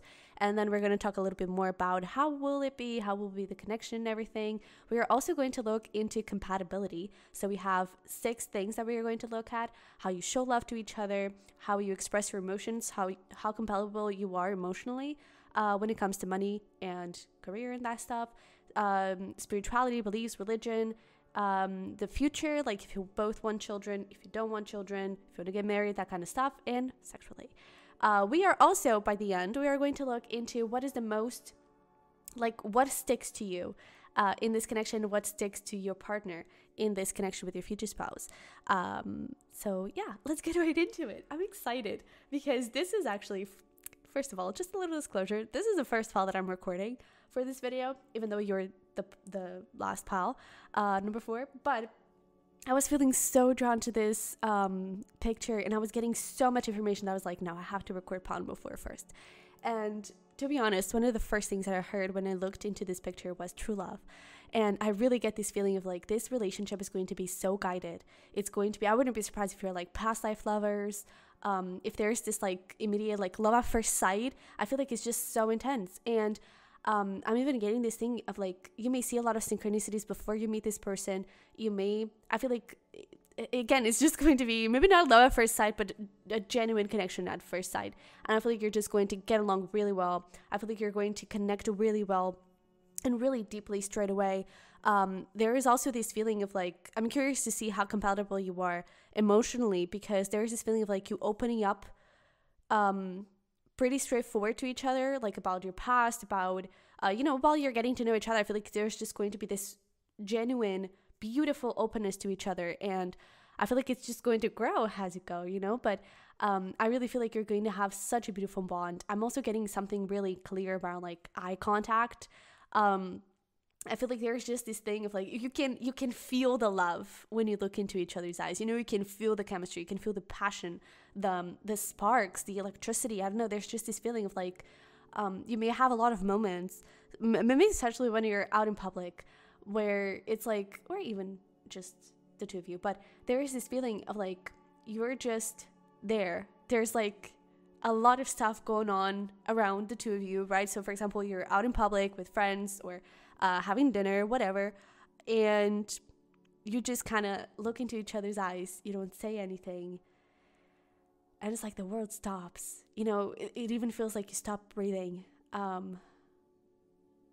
don't know, it's just like, it just feels like everything, the energy just kind of slows down, and you kind of embrace each other, even though you may not be touching each other. You're just looking into each other's eyes. I feel like it's going to be really, really intense eye contact. And it's going to be really powerful, I feel. But I definitely feel like there's this feeling of, man, I don't know, it's like, it's intoxicating, but a good intoxication. I don't know, it just feels very like, it feels magical. To be honest, it feels magical. Maybe this is probably the person you've been manifesting all your life. I feel like there's going to be this feeling of, I don't know, you know, when you look at someone and just have that feeling of, I know you're the one. I know this is special. That is what's going to be with your future spouse. There is really this feeling of, wow, this is it. This is what I've been looking for. I really feel like they're going to check all of your boxes. I feel like they're going to be, again, I keep hearing magical. This is beautiful. And even in the picture, they're like dancing and everything. And it could be that is like a gesture. I feel like you could slow dance a lot and just like hugs, and you kind of embrace each other. I feel like it's going to be really beautiful. Maybe very like touchy, even though, and you know, that eye contact, but very touchy, I feel like there's going to be a lot of like kisses in the cheek, you know, and just showing appreciation. And I'm definitely getting like a lot of touches. I'm getting a lot of hand holding. I feel like that is going to be one of the ways for you to show love to each other, maybe especially when you're public. I don't really get like too PDA for the two of you. I am getting this feeling of people know we're together. People know I'm in love. That is the feeling. It's like people know I'm in love, even though I may be like really far away from my partner. People know I'm in love. And I don't know, it's just, I feel like people are going to know, but you don't really have to be too mushy and all over each other for people to know. I'm even in like, you know, just small gestures. It's like you have a little thing in your shirt and your person goes and picks it out, you know, or I don't know. It's like, it's those small things that I feel like are really going to be really showing of love. Oh, this is so beautiful. And I just want to be still and like in silence. Maybe you'll have really comfortable silences. That's also what I'm getting. And it's actually interesting because you're the last pile that I shuffled to. And over here in this deck, I believe it was in this deck, these two cards actually wanted to come out with meditation. So that is that thing of like, you know, being still and just being like,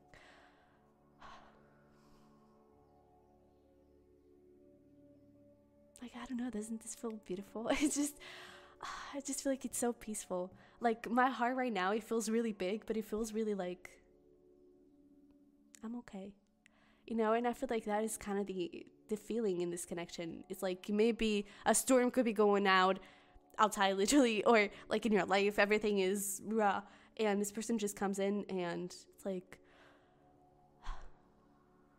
I'm okay, you know. And I don't think it's in a codependent way that you need them to be happy or anything like that. It's just this person brings you peace, and I feel like there's nothing better than that in a connection. But we do also have this reunion here, so this could straight away be telling us that this could be someone from the past. It doesn't have to be, but it could be that, you know, at some point. I'm also getting long distance, so maybe there's this feeling of like, you know, this is your future spouse, but you will eventually be living together, and there's this reunion. Maybe, you know, every time, if you are long distance, we'll get a deeper look into that, but that's something that I'm getting as well, is that if you are long distance, every time you see each other, it just feels like magic. It just feels like I'm home, you know? Yeah, that is the thing, is like, I feel like this person is your home, and I feel like you are home to them, and so it's peace, right? It's peaceful, and it's just so beautiful. But we do have this reunion here, which could definitely mean that there will be a period of separation here between the two.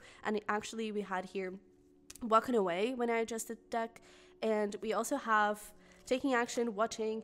If you're already in separation from someone that you have all of these feelings with, you already felt all of these things, then it could very well be that, you know, eventually, I don't know when, that is not really the point here, but eventually there will be some action being taken, and I feel like this person has their eye on you, or while you're separated, I feel like you're still going to keep, you know, caring about each other and really wanting to know about each other and knowing and just know that you are okay. I feel like that is the biggest thing. I actually feel like if you go into separation, it's not going to be not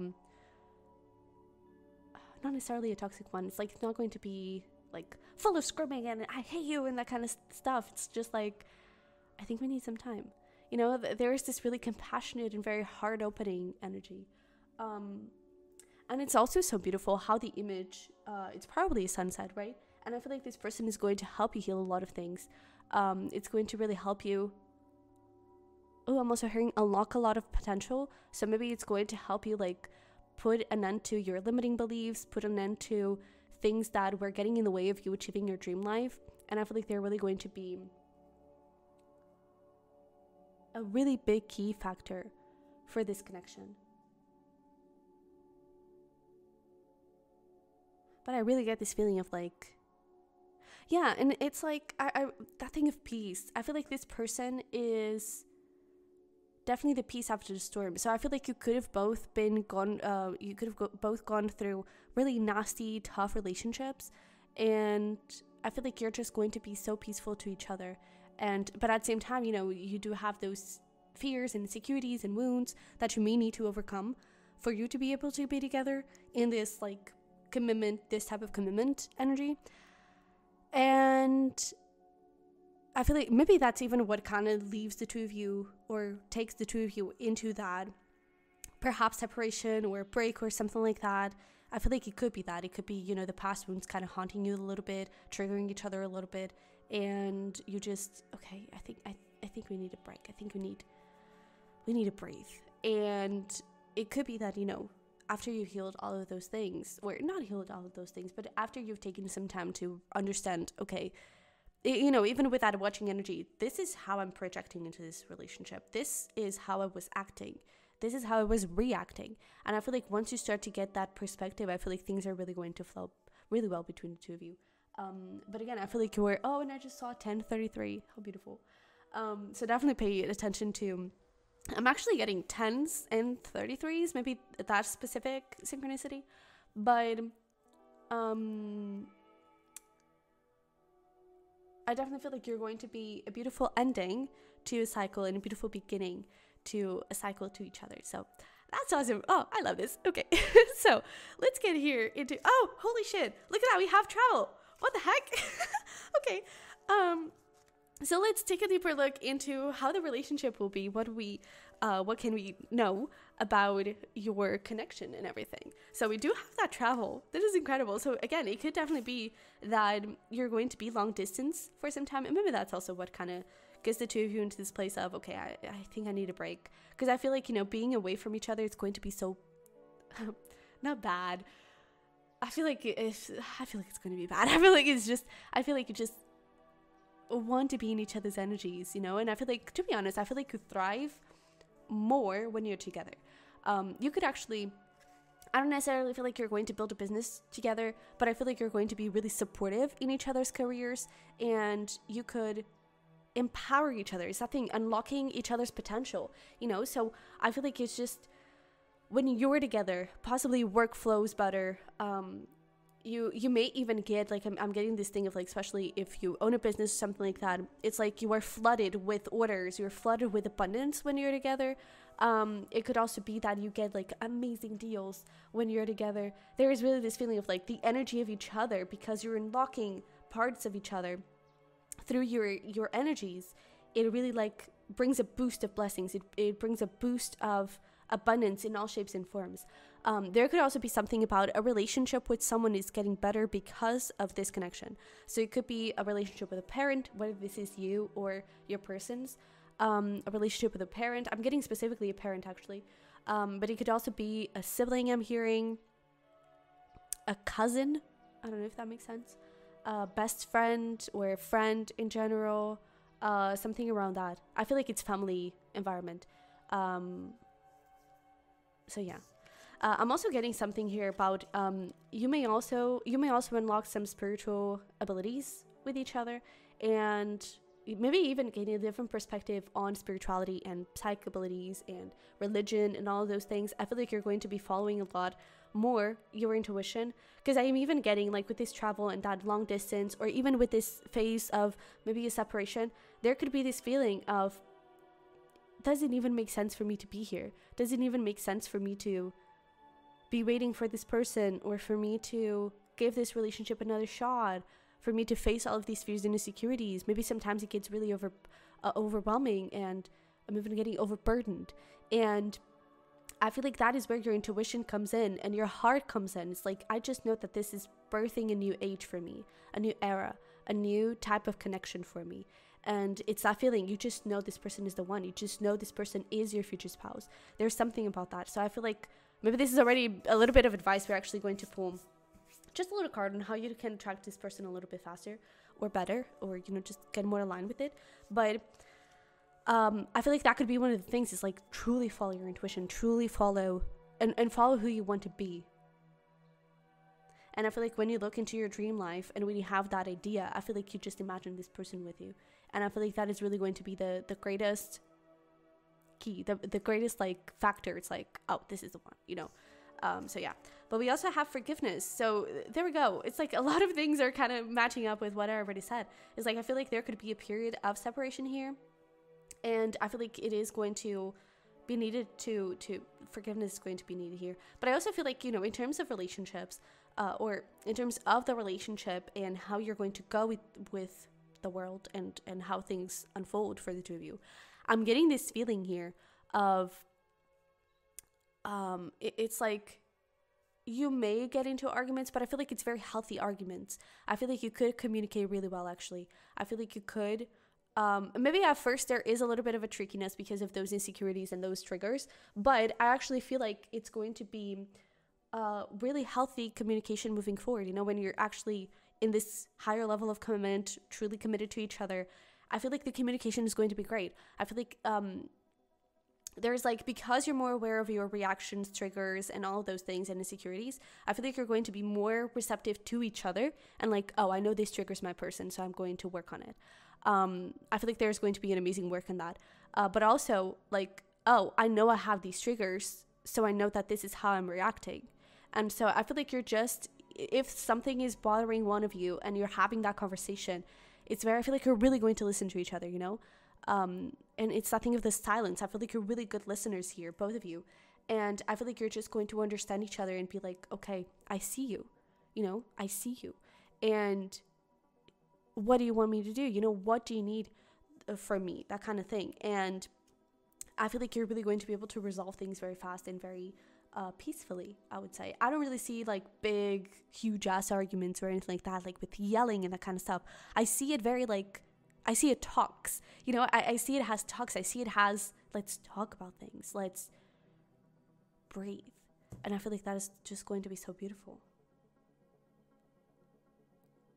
I'm also getting that this period of, well, the period of separation, but the period of long distance, if that is the case, I feel like it's going to be huge for the two of you because it's going to help you kind of recenter yourselves. It's going to help the two of you to do that inner work, but also not be codependent with each other, because I feel like the energy for the two of you is so intoxicating and everything. You may need this physical distance for you to know, okay, yes, the energy is great, and yes, the energy is so powerful, because again, there's this true feeling of like you're meant to be together. You were guided for each other. It's like you're part of each other. That's essentially it. This, if you resonate with it, this could even be like a twin flame or like a really strong soulmate that, again, I feel like you've been together for past lives forever. It's like every single past life you're together, that kind of thing.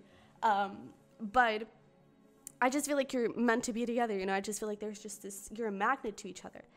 And I feel like because that happens, I feel like the period of long distance, and I keep wanting to say the period of separation, is going to be important for you to gain your own independence and for you to know how to take care of yourselves individually. So then when you are actually like living together and that kind of thing, you know how to balance your energies and you know how to get that space. You could actually go on a lot of solo trips. That's also something I'm getting. Or even travel together. That could be a common interest you have. But I'm actually getting, or you can meet during traveling or something. But I really get this feeling of solo trips. Something like that. But let's see. We also have Big Mouth. And we have sharing. Yeah. Like, see, I feel like this is going to be your arguments. It's like, hey, I'm kind of feeling down because this happened, that kind of thing. This person is like, okay, yeah. All right, tell me more. What can I do? You know, it's like you're really supportive to each other, and it's like you're on the same boat. There is not one person wanting to be superior to the other. There's not one person wanting to be right, there's just like a lot of compassion. Like, we're on the same boat. We're both wanting to make the relationship work, so we're both wanting to work on things.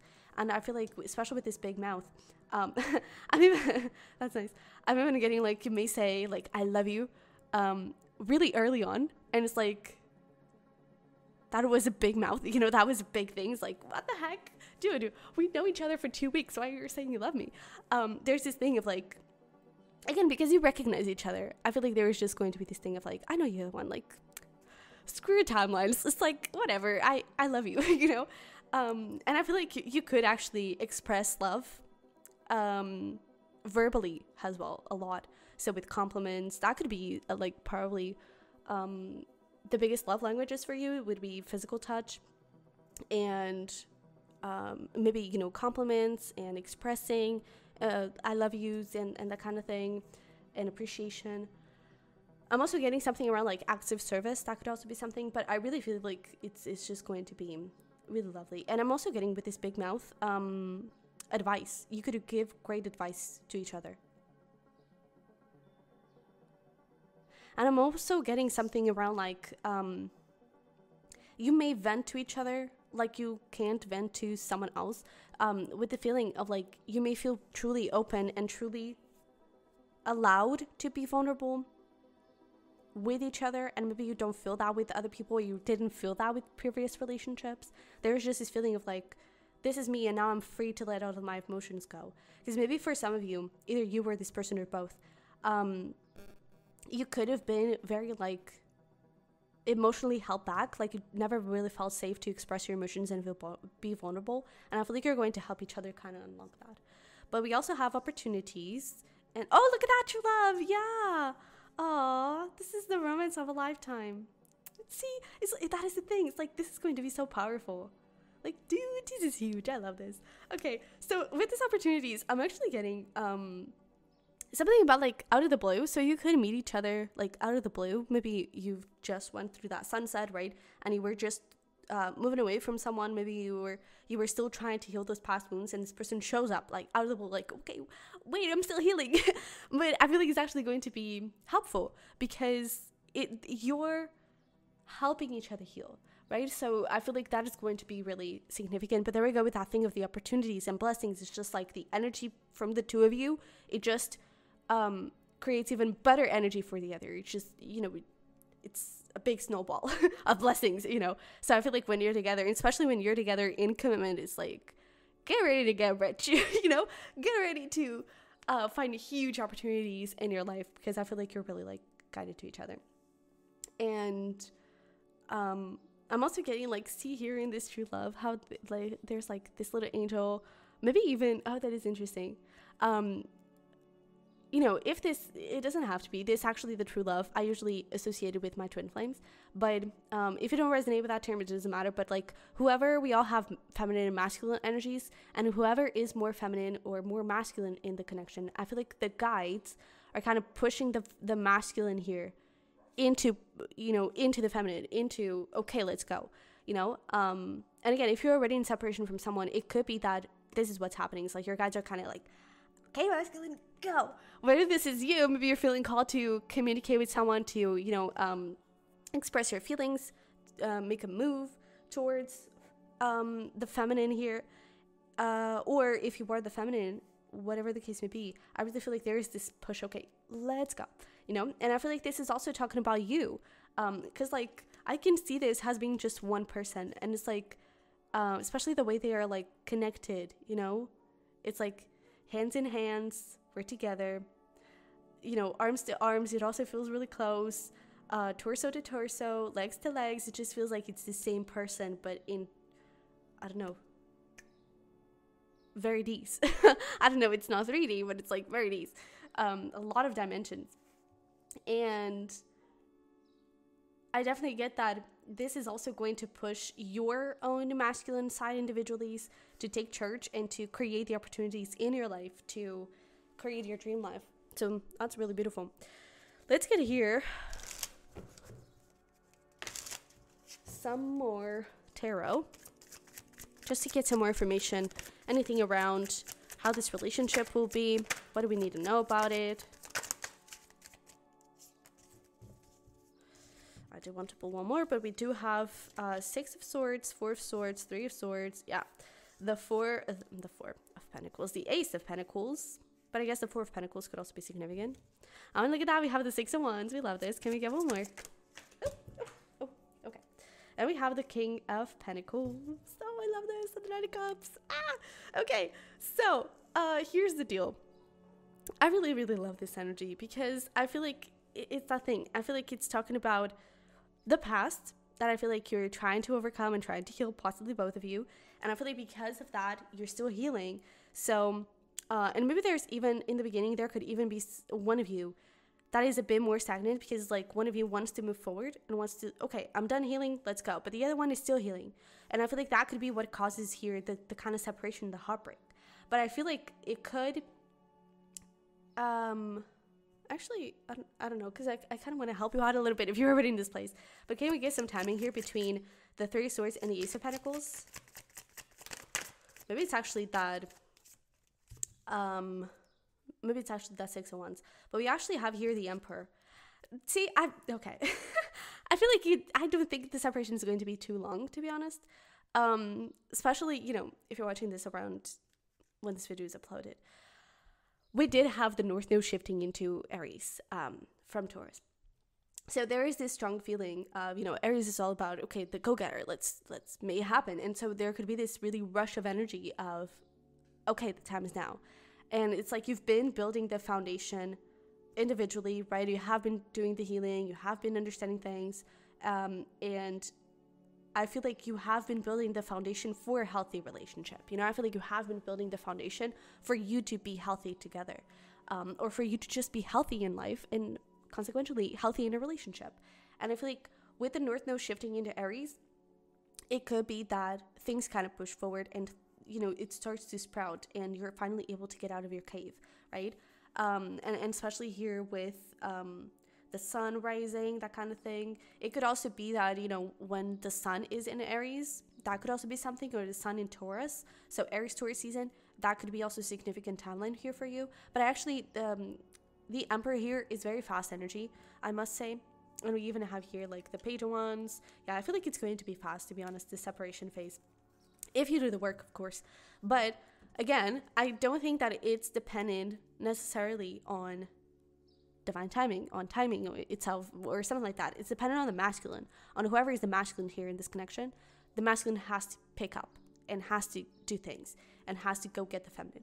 So I feel like the way out of this separation, it will be through whoever is the masculine here, okay?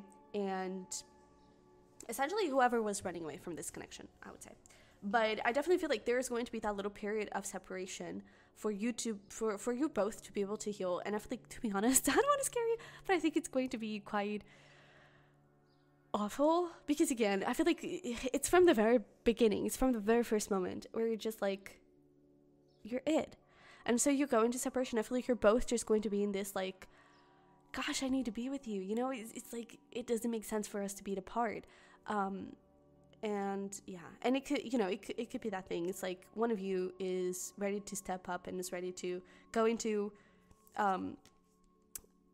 infinity and beyond. I actually don't know if that is how it's said in English from Buzz Lightyear, because in Portuguese it's said it that way. But you know, I feel like you're ready to just go towards a really beautiful connection and to get into a new beginning together. But the other could still be in this place. So I feel like that is what's going to cause a little conflict here. But once you're ready, and once this masculine, whoever it is, you or this person, is ready to step up, there is this beautiful new beginning of like, okay, now I feel like I can reach that pinnacle. Now I feel like, yes, this is doable. And I feel like there is going to be this amazing offer here of a really beautiful commitment. It's going to be you know, something really stable and long-term, lasting. 10 of Cups, you're happily ever after, right? And there we go with like the eye contact. It's like, yeah, we did this. You know, this is what I want. And I feel like the communication is going to start flowing again really nicely. There could even be a little like a rushing in, so it could be quite unexpectedly the communication here for you to get back together. It could also be that someone travels to each other if there is that distance. There could also be something around that. And it's like from that point forward, I feel like the confusion is going to clear and the healing is going to be done. So now you're able to slowly but surely get back into this, okay, we have a new light, we have a new day, we have a new type of connection, let's build it. And so I feel like once you're together, there is really this beautiful, okay, yeah, we're it. We're making it happen, right? And again, a lot of wealth, a lot of abundance, but it's like, okay, I can finally reach it, and you kind of put it on a little board, like, we did this, you know? And you actually, that could be something. You could actually serve as a model, as, I don't know, you could serve as inspiration for a lot of people, for maybe friends or family or something like that. But there is this feeling of like, I was trying to reach it and I've reached it, so now I'm going to prove to you, and you're going to prove to me that yes, this is really real, you know? And I don't know, there's just this feeling of a big accomplishment. I feel like this relationship is going to be a big accomplishment for each other. So let's get here into your compatibility and your different areas of your life. So I have a tarot card and an oracle card for each area. And over here for how you show love and how you deal with relationships, let's see how compatible you are. So we have dominant, jealous, protection, Russian in. And we have, oh, this is actually nice. We have the 9 of Swords in reverse. And I feel like at first it's the 9 of Swords. And maybe it's even this, right? Dominant in reverse. Where I feel like or in a very like ego kind of thing, you're very afraid of relationships at first. I feel like you're really scared and really wounded and really hurt, and I feel like you're really going to need a lot of self-empowerment for you to be able to go through them. But I feel like once the healing is done, I feel like you're really able to show love in a better way. I feel like because over here it's like, I feel like you were really worried, I'm not getting this, so this is a sign that this is not a go, that this is not good, that this is not okay to go, right? And maybe even with this Russian in, it could have this feeling of, I need to find proof that I need to go, that I need to rush out of this connection, right? But I feel like if you look at it with the right perspective, you actually understand, no, this is actually helping me heal and is helping me rush into a beautiful commitment, right? And especially with the 9, that is about endings. So I really feel like you're going to find your power. I feel like there is also this feeling of like, you're going to find a new belief in love through each other. And when it comes to like how you show love and everything, I feel like there is a lot of reassurance. There is a lot of, I'm also getting like with this Russian in, it's like, if one of you is down, it's like the other person goes, it's like screw distance. I'm going to buy a ticket, like a last minute ticket, and I'm going to go to you. It's like there is a lot of compassion, a lot of help to each other, and a lot of genuine care. And that is just so beautiful. And I also feel like there is a lot of protection, a lot of like standing up for each other. For example, someone goes to, it's like you're at a friend party, friend gathering, and someone goes to the bathroom, and then they just start talking really nasty, like, oh, look at like pile number 1's Fuchsite piles, it's so blah. Or even it's like you go to the bathroom and your person is there like listening to, oh, pile number 1, like I can't believe that they did this and that, you know, they're doing this and that way. And it's like your person goes in like, what the heck are you talking about? Like, don't talk about my person that way, you know? It's like they really go to defend you, and I feel like you would do the same to them, or for them. And I feel like there's just going to be a big thing on like, also like protecting the relationship. I feel like maybe even what leads to the separation could be a little bit like other people's opinions. I don't really see that too much here, but I feel like you're really going to protect the relationship. I feel like you understand how important it is for you. And I feel like there's this thing of like, I'm not going to let anyone take this relationship away from me. And so there is a big protection here for the two of you. And I'm also getting something here around cooking. I don't know what I'm getting that, but there's something about like a way for you to show love could be through cooking, or again, it's that thing of like the acts of service. Maybe there's usually this thing of like, oh, the woman does the cooking and does the cleaning and blah blah blah blah, and like you could invert that a little bit, and you could really like help each other. It's like, well, I need to eat, so I'm gonna cook. I don't care if I'm a man, I don't care if I'm a woman, I need to cook, I need to eat, so I'm gonna cook. And if you're going to eat too, I'll cook for both. And then sometimes it's the woman that cooks if it is like a straight relationship. There could be this thing of like, if it is, for example, a same-sex situation, it's just, there's just this energy of, we're in this together. Like, there is no stereotype of, oh, you do this and you do that. There's not that kind of thing. And I feel like you're really going to just balance each other out really nicely. So let's look into how compatible you are when it comes to emotions. We have mystery, secrets, closed book, magical, and we have 2 ones. Yeah, there's that thing. I really feel like this is you. It's so interesting because you kind of get the before and after. This is so beautiful because I feel like you're actually quite compatible emotionally, because I feel like you deal with emotions in the same way. So you know what the other person is going through, you know, and you know how they communicate, you know how they feel emotions, if that makes any sense. So I feel like at first you're really getting into this place of, oh no, like it's my emotions, it's my world, so I'm not going to let anyone in. But then there's this magical relationship that really allows the two of you to open up and to be there with each other, you know. And I feel like it's really going to be quite loving. I also feel like you could have like a lot of secrets. It's that thing, I feel like you open up to each other like you can't open up to anyone else, and I feel like that is going to be beautiful. And I feel like it's always also going to be a very beautiful like give and take. I feel like you're really going to share a lot, and it's like, hey, this is what I'm going through, okay, I'm here to listen, here's my advice, you know, and here's what you can here's how I can support you. And you know, there's just this, okay, I'm here, you know. And the same thing happens when it's the other way around. I really like, I'm going through this, I need advice, there you go, you know. It's like there's really this big understanding of each other, and I feel like you're going to complement each other quite a lot in this connection, especially emotionally, because I feel like you're feeling safe and you're feeling heard. So I feel like emotionally you're really, really compatible, and you really, really understand each other. And there is also this thing of like, you may push each other over the edge, in the sense of push each other out of your comfort zone, even emotionally. It's like, for example, you could ask a lot of questions like, oh, I'm feeling this way, da da da da da, and the other person could go like, okay, but why do you think you feel this way? Where do you think that comes from? You know, there could be a lot of communication, a lot of like, okay, let's go deeper. I'm going to help you look deeper into that. And I feel like you're really going to be a really great team. Like, I love this. I really love your connection. I'm so glad I started with your pal. But let's look here into money and how compatible you are when it comes to money. Oh, look at that. We have twin flames. So yeah, maybe you are twin flames. Holy damn. Okay, so we have spiritual, past life, and mirroring. And we have 3 swords. Interesting. So I kind of feel like when it comes to money, I'm getting a couple of things. I'm getting that it could not necessarily be an issue. Maybe that's kind of what, maybe there is a big focus at first when it comes to career, and that's kind of what leads into the separation. For some of you, could be. I'm also getting something around, because, you know, with this past life, some of you, maybe both, maybe only you, maybe only your partner, whatever the case may be, but there could be like some old habits when it comes to money, or some like limiting beliefs when it comes to money. And I feel like that could be something that you're going to have to learn from each other, you know, because twin flames, more than anything, they're here to teach. They're here to push you into your best version. So I feel like that could be the biggest thing that you're going to learn with each other. Is like, okay, how can we balance out money?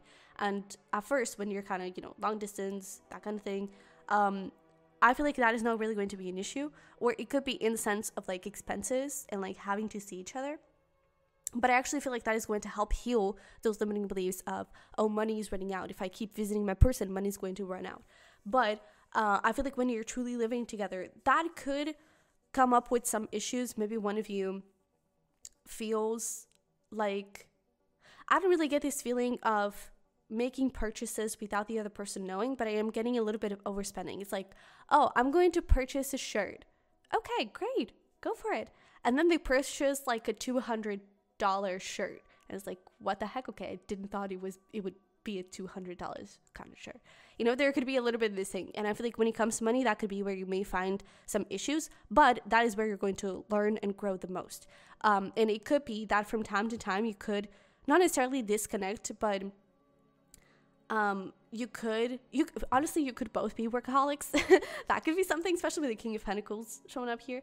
But I am getting this strong thing of, also how things go in your career could kind of affect the relationship. Is like, sometimes you may not really know how to separate work from life.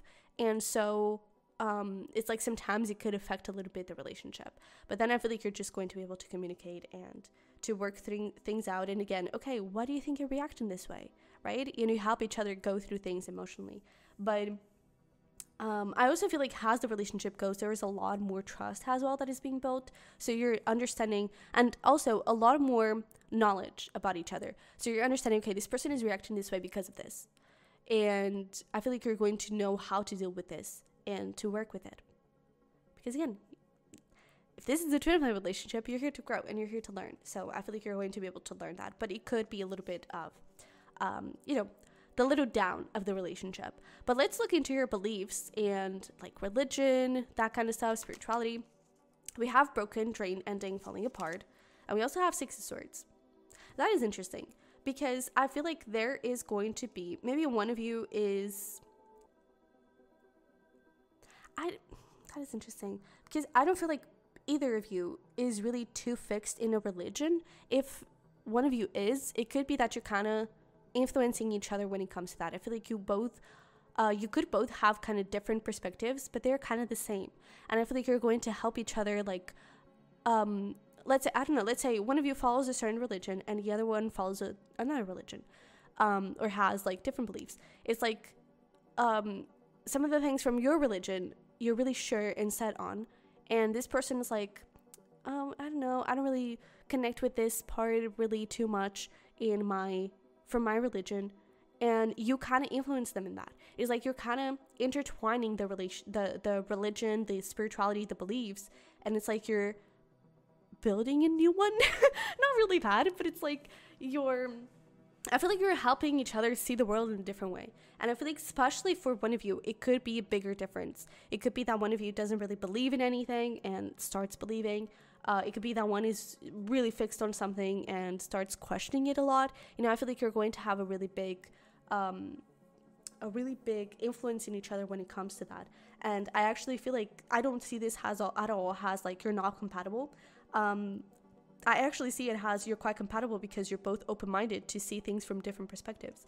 And from here, in the Six of Swords, there is this thing of like, I had all of these fixed ideas, but I'm gonna go and see what is out there. And if I feel the need to come back, I'm gonna come back. And I feel like there is a lot of openness to each other's beliefs and all that.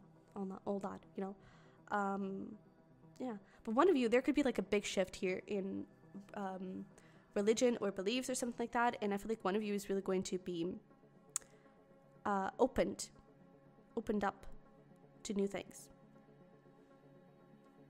That kind of thing. Okay, so let's look here into future. We have the Four of Cups and we have control issues, dominant, obsessive. So, this is interesting.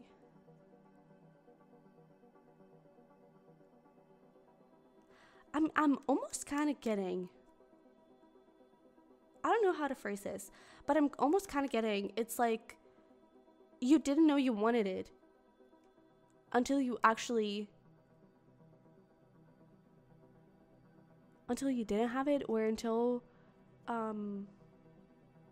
don't know, I'm almost getting this thing of like, maybe for some of you, I don't want to have children at all, and you were really firm in that belief, and then something happens and you're like, oh shit, I actually want to have children. And it could be, it could come in the shape of you learn that you're not able to have children. It's like, oh my God, I've only realized now how bad I wanted to have children, And then you start going and look into different things. I actually feel like this is more of a couple thing. It's not really, I feel like, how do I phrase this? It's like it's a compatibility with the subject and not a compatibility with each other. Because I really get this thing of like, you both may have the same perspective when it comes to it from the very beginning, but it may actually not be compatible with your truest, deepest wishes or your truest, deepest mission. And it could also go the other way around. It's like, I really want to be a parent. I really want to have children. And then you find out, oh, wait, no, actually, maybe I don't want that. There could be something around that. It's like, and I'm not sure how that is going to unfold because I get this feeling of you may have to be creative. So again, if you're wanting to have children, it's like at some point you find out that you can't biologically, and then it's like, oh wait, I want to have children, and you start going through other processes. maybe, you know, clinical, maybe adoption, whatever the case may be. And it could also be that at some point you just kind of shift and it's like, oh my God, I want to have children. And you just try and try and try and try and try. And I feel like that could actually not be the way. It's like, I feel like it's going to happen spontaneously, but I actually feel like your perspective towards the subject is the same, but it's not compatible with your truest wishes at first. And then when it actually turns and you actually find out the truth about your truest wishes, you could rush a little bit through it, or you could try really hard to make it happen, or you could like try to find new different ways, something like that. I'm also getting, I don't know, it could be something around, I'm also getting that at some point this could be about living situation. It's like you make a decision to go somewhere with that person, and it's like after you've gone, because you thought that that was the way and you thought that that's where you wanted to go. It's like, for example, you wanted to go live abroad or live in a certain state, live in a certain country. It's like, it's when you get out of your place, it's when you get out of your country or something like that, that you realize, oh wait, no, this is not home. Home is actually where we were before. And there's just like this shift. It's like you think that you want something, but you actually want the opposite. I don't know if that makes any sense, but I guess you're going to find out that you're going to find that out as you go. But there is this feeling of, it's not you against each other, it's you both against the subject, you know?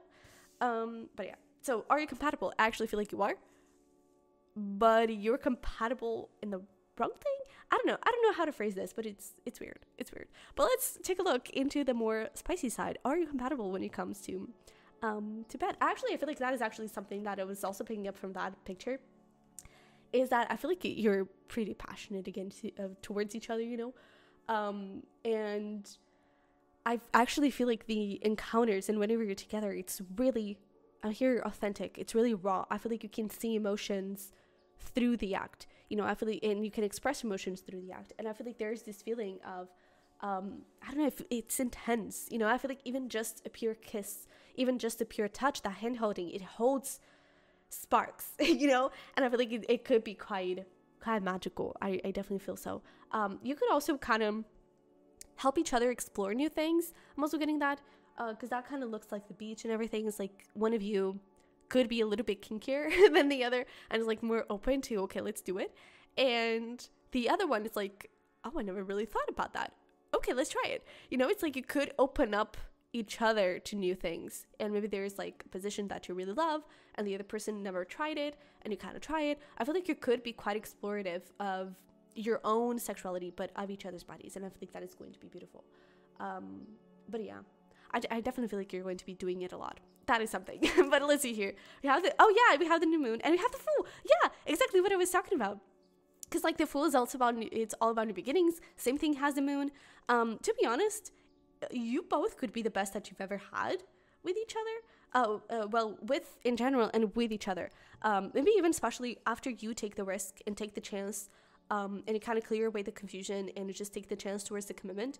I feel like that is going to improve a lot. But I feel like from the very beginning, you're really compatible when it comes to it. I feel like you're both.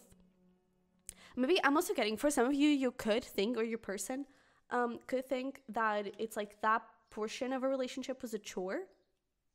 Or maybe there's like this misconceived idea that I want it, but you don't want it, or we're not on the same page when it comes to it.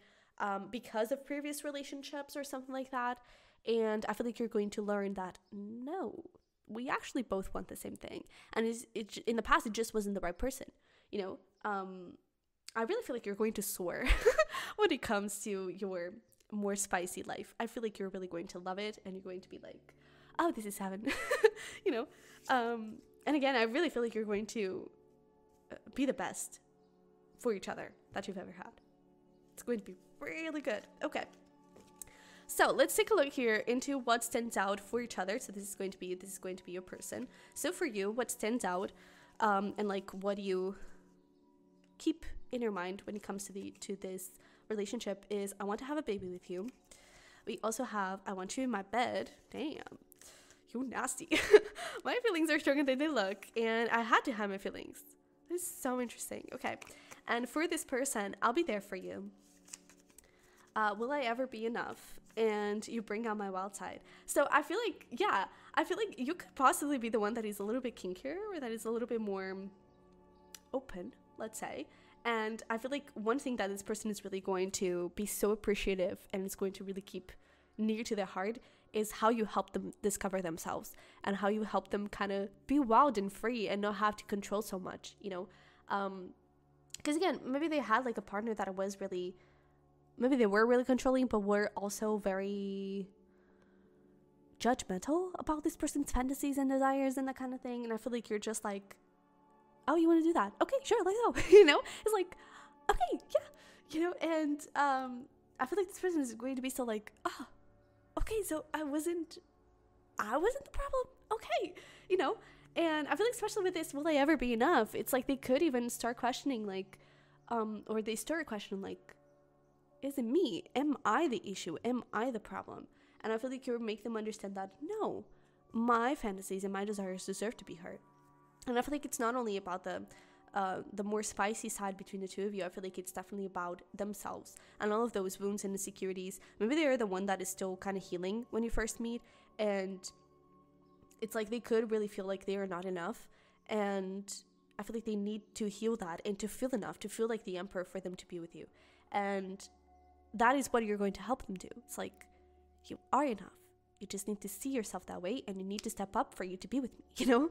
But I feel like there is also one thing that they're really keeping in their heart in this connection, and they're really like, it's a key point from this connection will be the, you know, I'll be there for you, the support that you give each other, and just this immense embrace that you have towards each other. And it's like, there's no judgment, there's nothing they can say or nothing you can say or do that makes you judge each other. It's like you're so open to each other, you're so welcoming to each other, that it just feels like,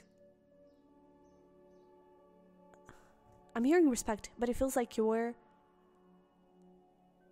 what is the word that I'm looking for?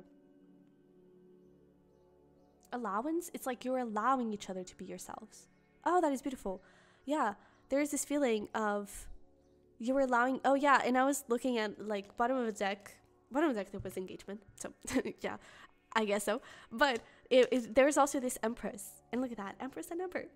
But with this Empress is like shining, glow up, self-love. It's like you allow me to love myself with all of my flaws. And I feel like that could have been something that this person especially was struggling with a lot,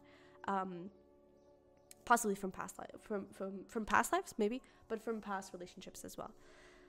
But for your side, what do you keep from this connection? I feel like it's this, I want to have a baby with you.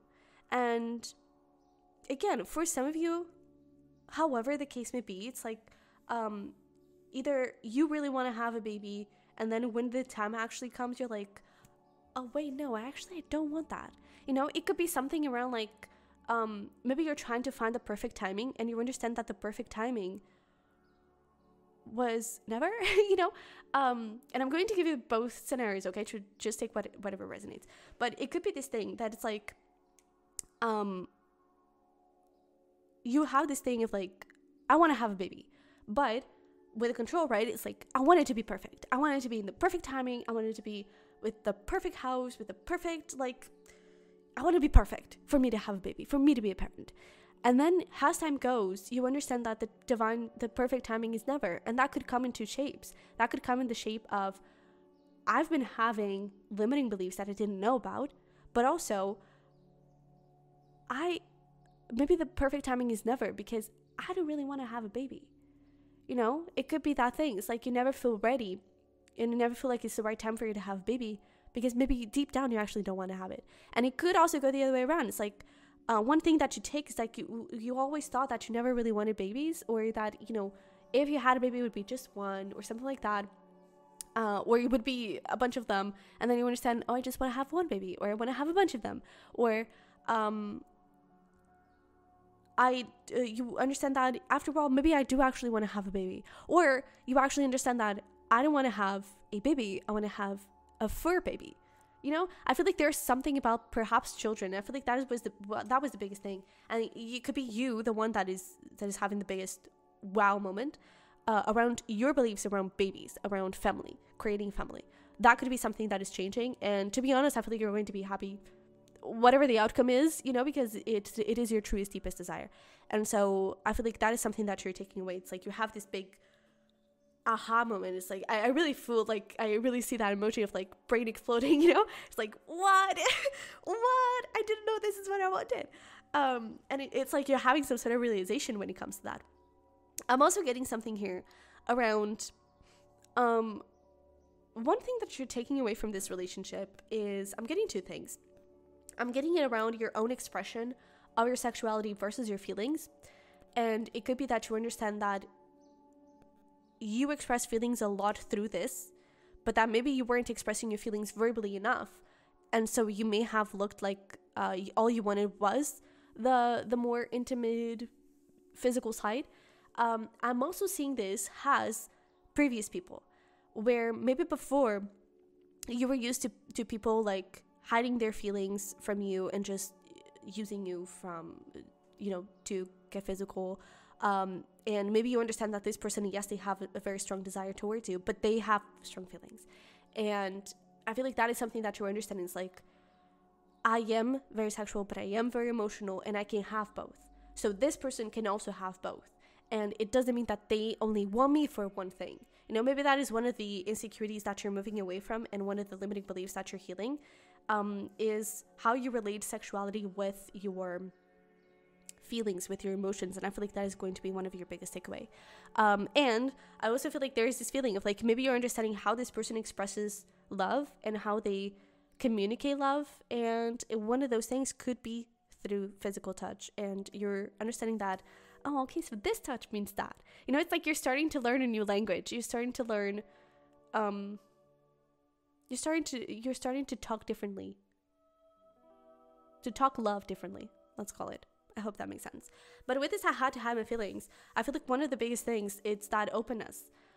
Maybe you are especially the one, I feel like this person too, but maybe you're the one that keeps things really hidden. And I feel like there's just this, I don't have to hide my feelings. I'm even hearing, I don't have to hide myself anymore, you know? And maybe that's also a little bit like this person with their sexual side. It's like, maybe you're understanding that it's okay for you to have all of this sexuality. It's okay for you to have all of this kinkiness, right? And you're understanding that I don't have to hide myself anymore. I don't have to be ashamed of that. I don't have to control my sexual side just so I can understand someone's intentions or something like that. It's like, I can have both, and I can have both with you because I know where you stand.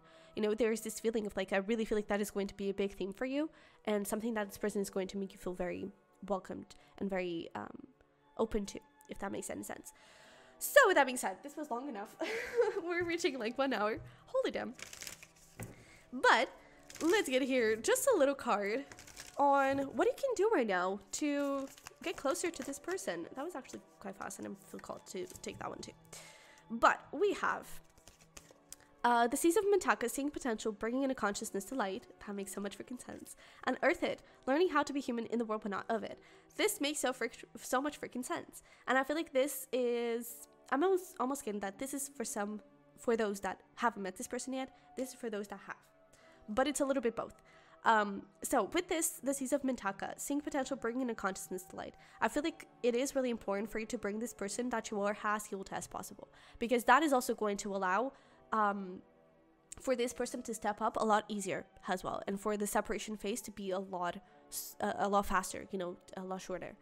But there is this strong feeling of unroot any belief that you have around commitment, anything that you have around love, anything that you have around, again, your sexuality, if that is a big thing, or even you can already start doing this work of like, how do I really feel about having babies, you know? And I feel like that is a big thing that could help bring this person forward, is you getting to know yourself. And I feel like another thing is you seeing your own potential, start going towards the things that you want to create in your life, start making your dream life a thing, start making your dream life a reality. And I feel like that is going to be really important. I'm also getting manifest, visualize, script, whatever you want to do when it comes to manifestation techniques. Manifest your ass off around love, and be clear on what you want when it comes to love, and know that you're going to have it, okay? Because you are going to have it. But and there's definitely this thing of like especially career, I would say, put your energy into it. However, if you already know this person, and especially if you're already in separation from this person, the key is going to be, first of all, heal anything that was being triggered by each other. And we were talking about how the separation and distance, like the long distance, if that was the case, was going to be important, was for you to build your own individuality and for you to know how to be independent and not get into a codependent relationship. So I feel like it's going to be important for you to understand and reflect a little bit. Was I being codependent? Was I getting into a place where I was forgetting about myself, right? And I feel like it's important that you start building yourself and you start building your little corner, right, where you allow other people and other energies to flood through, positive energies, of course, and the ones that you choose to come in. But at the same time, I feel protected and I feel peaceful within myself. So another person's emotions are not going to affect my own, or someone's unconscious and wounded behavior. It's not going to affect my behavior and my sense of self. It's like I'm getting something around like, don't take things so personally, okay? And this is also for those of you that are still trying to manifest this person. It's like, don't take things so personally. Maybe try and look at how you react when something happens in career or with your family or something like that. There's something strong about that. But again, see potential in your career. That is also something. Put in the work towards your beliefs and your dream life and whatever you want to create. And if there's that thing, this relationship, one of the things that is teaching you and that is going to be the greatest for is intuition, and is you trusting yourself and trusting your heart. What is your heart telling you? Trust it, go with it. Okay, because I really feel like this is going to be a big time for you, especially in the separation.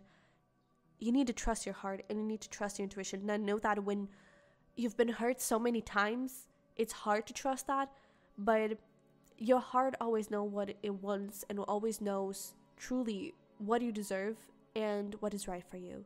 And it's that thing, I feel like you look into this person's eyes and you know that they are the one like you have never felt before. I really feel like if you are in separation, look into your moments with your person. How did it feel when you were together? Not when you were being triggered and all of those, when the ego was in the way, when you were truly together.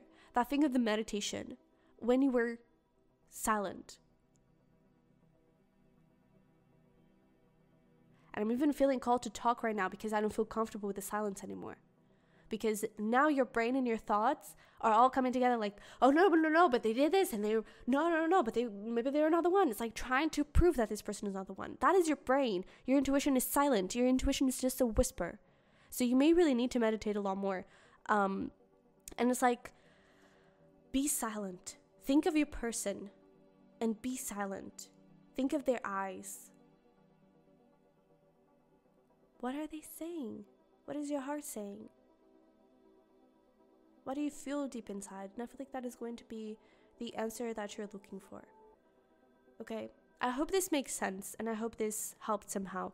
But yeah, and just know that I feel like you're really going through big activations and big like energy. So yeah.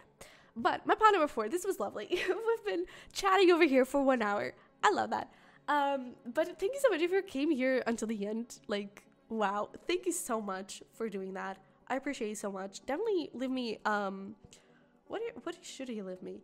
Leave me a like the dancing girl emoji, if you will. Why not? But just to know that you came here until the end and that you watched the whole reading. I don't know. Thank you so much for being here and for watching this whole reading because it was long. But I hope you really enjoyed it and that you were able to get something out of this. But definitely special like button for me, and don't forget to subscribe if you haven't already if it did. That is the easiest way to support me, but you can check my links in the description box below for my power readings, my Patreon, for weekly messages, and my tips if you want to tip me. Okay, all of that is going to be down below if you want to support me any further. So with that being said, thanks so much for being here. I love you very much, and I wish you the best.